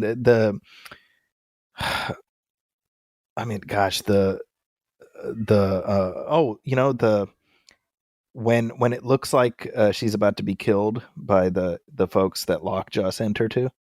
Yes. And the way we follow that with the guy in the car who delivered her, that whole thing, man, that whole sequence, I just loved it. I mean, honestly, I basically just kind of want to go through the movie and talk about scenes like that. I mean, yeah, that was really powerful. And the fact that it's so despicable, you know, her dad, like handing her off to be killed because he wants to be a part of this stupid club, you know, which is kind of interesting. Like, what does that being in that club mean to him? You know, he's already, I don't know. But anyway, it's so disturbing when he puts her in that car and shuts the door, you know, and then it's just that when she's at that place and you know that, and they're dropped off with those like mercenaries or whoever, and you see one of them like putting gas in a boat. I just love, that's another thing too. I love this movie doesn't explain a lot. Oh yeah. It's just so much shorthand and it's all you need. And in a way, it creates more of a feeling, and that feeling is worse. Like you're handcuffed to a bench and you're watching these bad dudes like gas up a boat. You're like, well, I guess they're taking me out to the middle of that lake. You know what I mean? Yeah. But then when it cuts to the bounty hunter in that like static shot where he's just observing all this, you're like, oh, he's not going anywhere. Like it's just, I mean, and then when he turns the car off, oh, it's so good. Yeah, well, I was going to say it's shorthand conveyed in long takes. Yeah, yes. Right? I mean, just really letting the camera just sit there.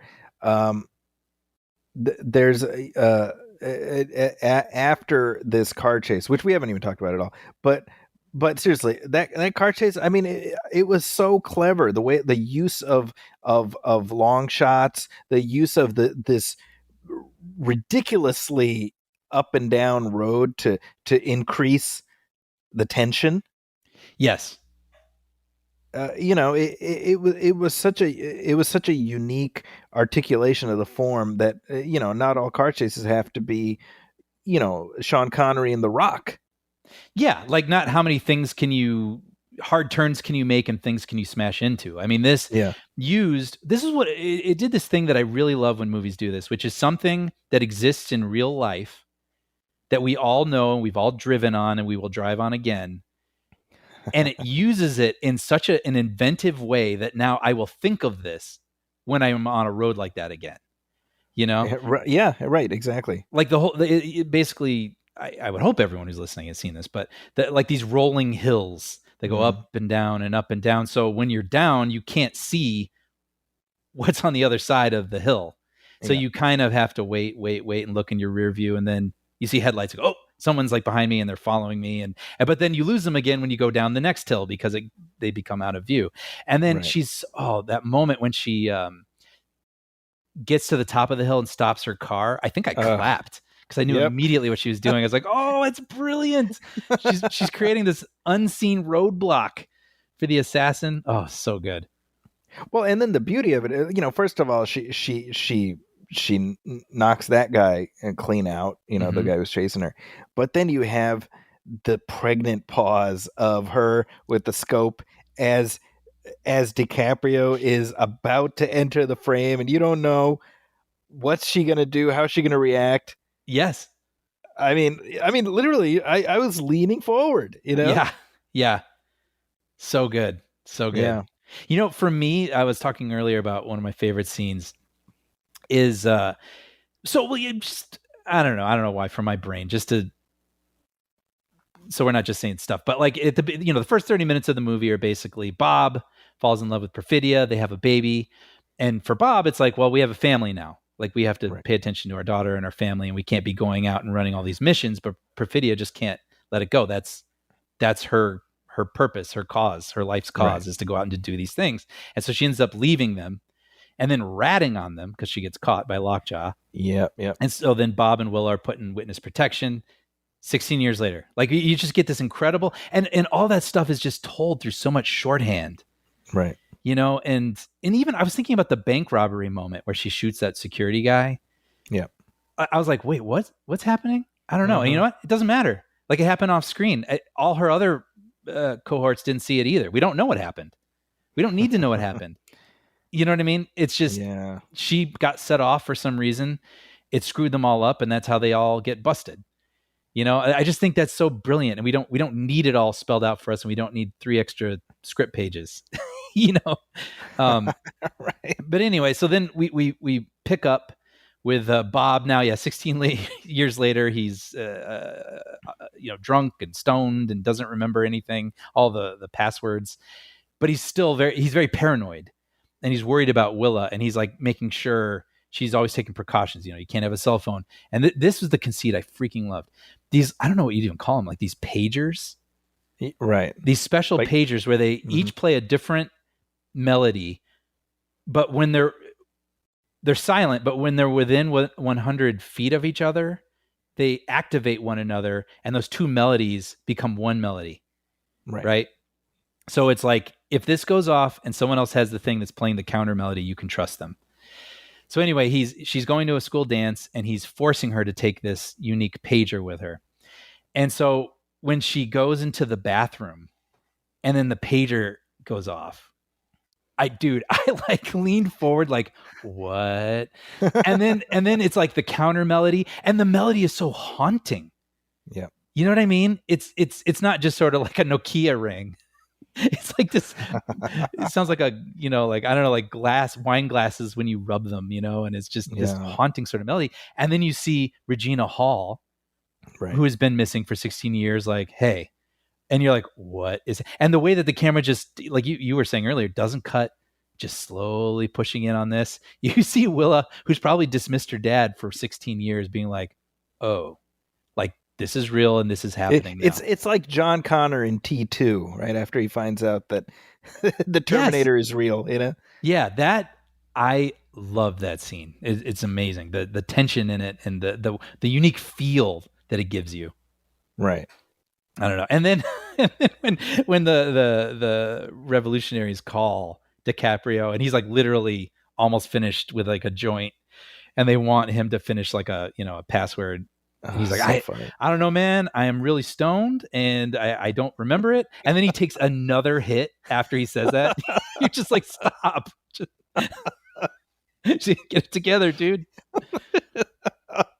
So good. And then how the fact that becomes a runner for like the next 45 minutes or whatever. Right. I'm just trying to remember the password. It was cracking me up, Dude, when he was at Del Toro's pad, and he's like on hold, and he just goes, life. I was like, well, that's my new DiCaprio meme. Like, life. Oh, man. Oh, and then when he got that rooftop, when he's like escaping with those guys, those skateboarders. And they're like parkouring. I mean, well, it's funny because he starts. He's like, "All right, guys, come on, we gotta go. We gotta hurry." And then they like start parkouring across the roof. He's like, "Whoa, okay," like trying to keep up with them. And then he falls down that tree. Yep. Oh my gosh. And then those guys, they called the tour. They're like, "Yeah, he fell off the roof and got arrested." yeah, he fell off the roof. The cops got him.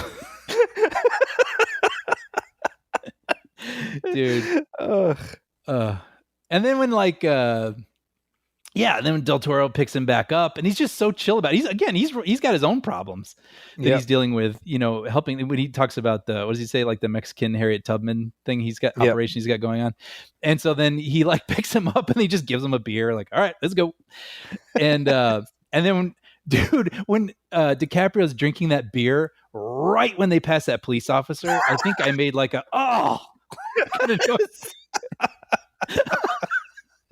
And then when the police officer has Del Toro and they're kind of like making him walk the line, like, "You been drinking anything?" He's like, "A few beers, small beers." And he's just like doing like he's just so at ease. I was actually, maybe it's better we didn't, but I was like, well, what happened to him? I was hoping we'd get a little follow up with him later. Yeah, I'm kind of like, you know what? I want to believe that they just let him off with a warning and he's off, doing his, I hope so. At his karate school, I'm going to manifest this, the same way you did with Mission Impossible. Yes. With William Dunlow. I'm going to do the same thing. I'm like, as far as I'm concerned, he got off with a warning and then he went right back to it. And, maybe, PTA's next movie is just focused on the sensei. You know what? It's so funny because we were talking about, we're not so sure about a weapons prequel. I would watch a sensei prequel. 100%. Yeah. Yeah. Anything else like that stands out in your mind, or? Well, I think one thought I had is about Perfidia. Like, I kind of like that we don't see her again. Yeah. Right. I mean, like, we get that letter, but I think that we're meant to have complicated feelings about her, Yes. And I think that if you reintroduce her into the story, it would force us to confront all the negative feelings that would have built up. Yes. Does that make sense? Oh, absolutely. Yeah. Right. Because let's face it, she left a whole pile of shit for everybody in her life to deal with. And her daughter has spent a decade and a half suffering because of her mom. Mm-hmm. And my thought, like, I just sort of assumed, they're going to bring her back at some point to close out her arc. Mm-hmm. And I like that they instead chose to just have that letter. Yes. As a way to situate her without us having to again, I just think seeing her, it would situate a lot more negative feelings toward her, as opposed to sort of dealing with her the way the characters have to deal with her, which is as an abstract now. Yeah. And, sometimes in another movie, you would have a character do what she did, but it would be like, well, she's kind of like that would be her only function, is to do something kind of crappy that sets the story into motion. Right. But I thought she was such a well-drawn character that I was like, no, this feels in character for her. Right. Like, she lives for the cause and maybe a little bit of the chaos. And we've seen a lot of examples of that in, the first bit of this movie. So this does feel like something that it tracks. It tracks. And I find that, what a fascinating character. Yeah. And it goes to what you were saying earlier too, about what to take away about this movie and what it's trying to say, or its politics or whatever. And I think we're sort of conditioned to mostly watch movies and think, here's our protagonist. He's going to be a great guy, and we're going to follow him through thick and thin and want to see him win. Yeah. But oftentimes we'll watch a movie. This isn't a great example, but something like Wolf of Wall Street. Sure. And again, it's like DiCaprio, and he's the protagonist, and he's kind of making us laugh. But if you take a step back, you're like, no, this guy's awful. Yeah. And the filmmakers are kind of trusting you to like follow what they are laying down, which is like in the case of that film, I would say a misplaced trust based on how people have come to view it in the last decade and whatever since it came out. Yeah, and so I think this movie's kind of similar in that we just feel like we're conditioned to go in and think, okay, well, these are our heroes, but then the people who are quote unquote heroes are doing things that we might not feel great about. And so what I admire is the movie isn't really about, like good or bad. It's just about a bunch of complicated people and the situation they experience. Yeah, I think that's the best way to view it, right? I mean, it's not about the politics; it's about the people. Yes, exactly. Yeah. You don't need to like try to contort yourself to agree with everything that the people in this movie are doing. Right. And in fact, I would encourage you not to. Yeah, exactly. I would strongly discourage that. Yeah. But I think what's really great is that Bob is just a good dude, man. He'll do whatever he has to for his daughter. Mm-hmm. Yes. And it's so endearing. I love how it really, Yep, and he's in that crummy little car. It's so funny because it's like that the assassin's driving like, I don't know what it was, like a Cobra or something, and you got these engine noises, and then when it cuts to Bob's car, it's like me. It goes a little go-kart with that freaking horrific spoiler on the back. Yeah, right. I just kept getting distracted by that hideous thing. But he'll stop at nothing. He'll stop at nothing. He'll yeah. If he has to drive a car with a horrific spoiler, then god damn it, that's what he's going to do. Yeah. Well, a couple more things. That scene between Lockjaw and Willa. Yeah. Amazing. Holy hell. You mean the DNA test scene? The DNA test? That was my just God. Everything about it. I mean, like the awkwardness, where at some points it almost seems like he's being slightly paternal, but then he'll like turn and say something weird and like messed up and like completely unfeeling, and you're like, who is this guy? And then they do a great little shorthand for you, the audience, where it's like, if these line up. I was just about to say, you literally just took the words out of my mouth. Yep. Yeah, you don't want to see these things line up, and then we don't need to know how does a DNA test work. That's all you need. If it's a straight line, you're in some trouble. Yeah. And let's see how much drama we can get out of this broken line slowly shifting into place. The answer: all the drama. Yeah. It's like the equivalent feeling of a car chase, wanting your hero to get to the end of the whatever, but then it's just like watching these things slowly fall down, and you don't want them to land in a certain configuration. And then she has her like Luke Skywalker, Darth Vader moment, like Darth Vader's my father. Yep. And like the look on her face, Yep. Oh man, so good. I could go on. I know. Yeah. I mean, it's just that there's a lot of great moments. Yeah. Yeah. It's a lot of movie, and I love that it does feel slightly off kilter. It does feel still very much like a Paul Thomas Anderson movie, but it does feel different in a lot of ways too. And I do think if people can trust it, go into it and trust it and try to get on its wavelength, and if they do, I think they're really going to love it.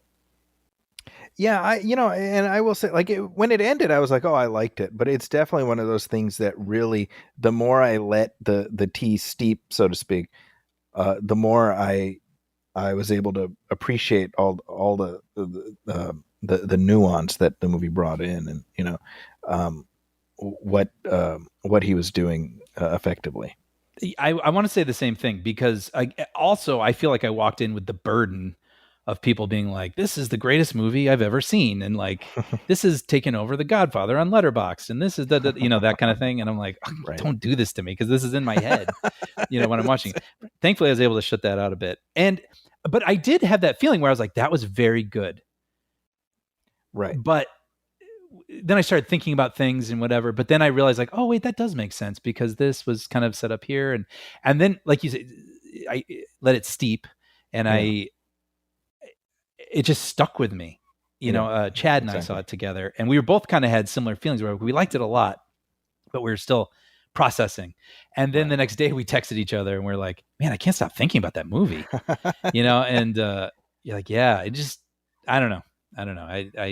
It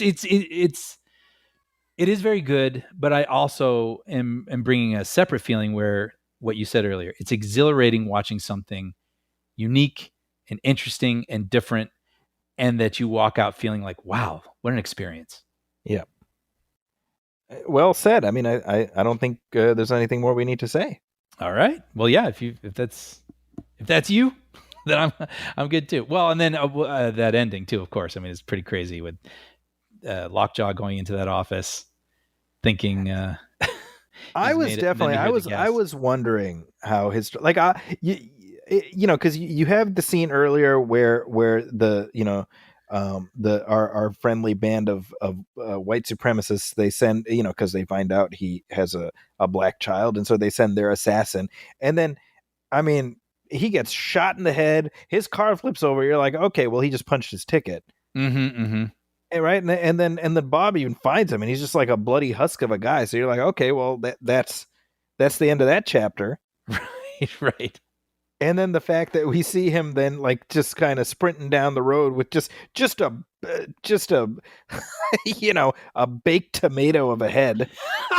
Yes, exactly. Like he reminded me of the T-1000, honestly. Like just emerging from the rubble and doing this like unique gait down, you know, this open freeway. Because that's how determined he is to join their little club. Yes. And so there was definitely like, as soon as they're like, hey, Steven, you know, you've joined the club. I'm like, no, bullshit. There's no way. Yep. So I was like, yeah. I was like, they're about to, you know, they're about to finish him off. And the only thing I was wondering was how they were going to do that. And you have him with that crazy skin graft. Oh, geez. Yeah. You know, and then like the eye, and it's just like, oh, wow. Like, just what a crazy character. I mean, after all that, and he's still there back in his little suit. Right. You know, but like you said, just what a sad, pitiful man.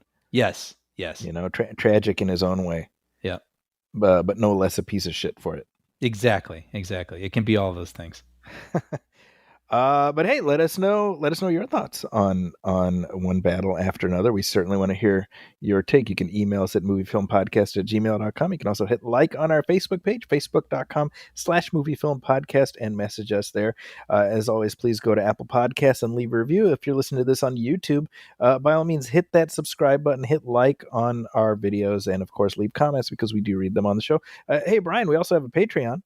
That's right. If you head over to patreon.com/moviefilmpodcast and hit subscribe for only $5 a month, you'll find every commentary we've ever done and every episode moving forward absolutely ad-free. Our free feed will always be available, but this is our way of providing what we believe is the most satisfying way to enjoy the show. No ads, no random interruptions. Plus, occasionally we drop bonus material over there like we are this week. Your subscription also goes a long way in helping to support us and helping to sustain producing the show. So if you're interested and able, please head over to patreon.com/moviefilmpodcast and subscribe. We'd be very grateful. There we go. And if you're looking for me online, you can find me on social media at Zacky's Corner. That's ZAKIS Corner. I also have reviews that appear regularly at the San Francisco Chronicle and the Wrap, and also at IGN. What about you, Brian? Episodes I've written of Puppy Dog Pals and Young Jedi Adventures are streaming over at Disney+. And with that, on behalf of my partner, Brian Hall, my name is Zachy Hassan. This has been Movie Film 327. We will catch you next time. Thanks, folks. Welcome, friends, it's the Movie Film Podcast. Movie Film Podcast, enjoy the show. Zachy and Brian are talking about movies. Movie Film Podcast on the radio.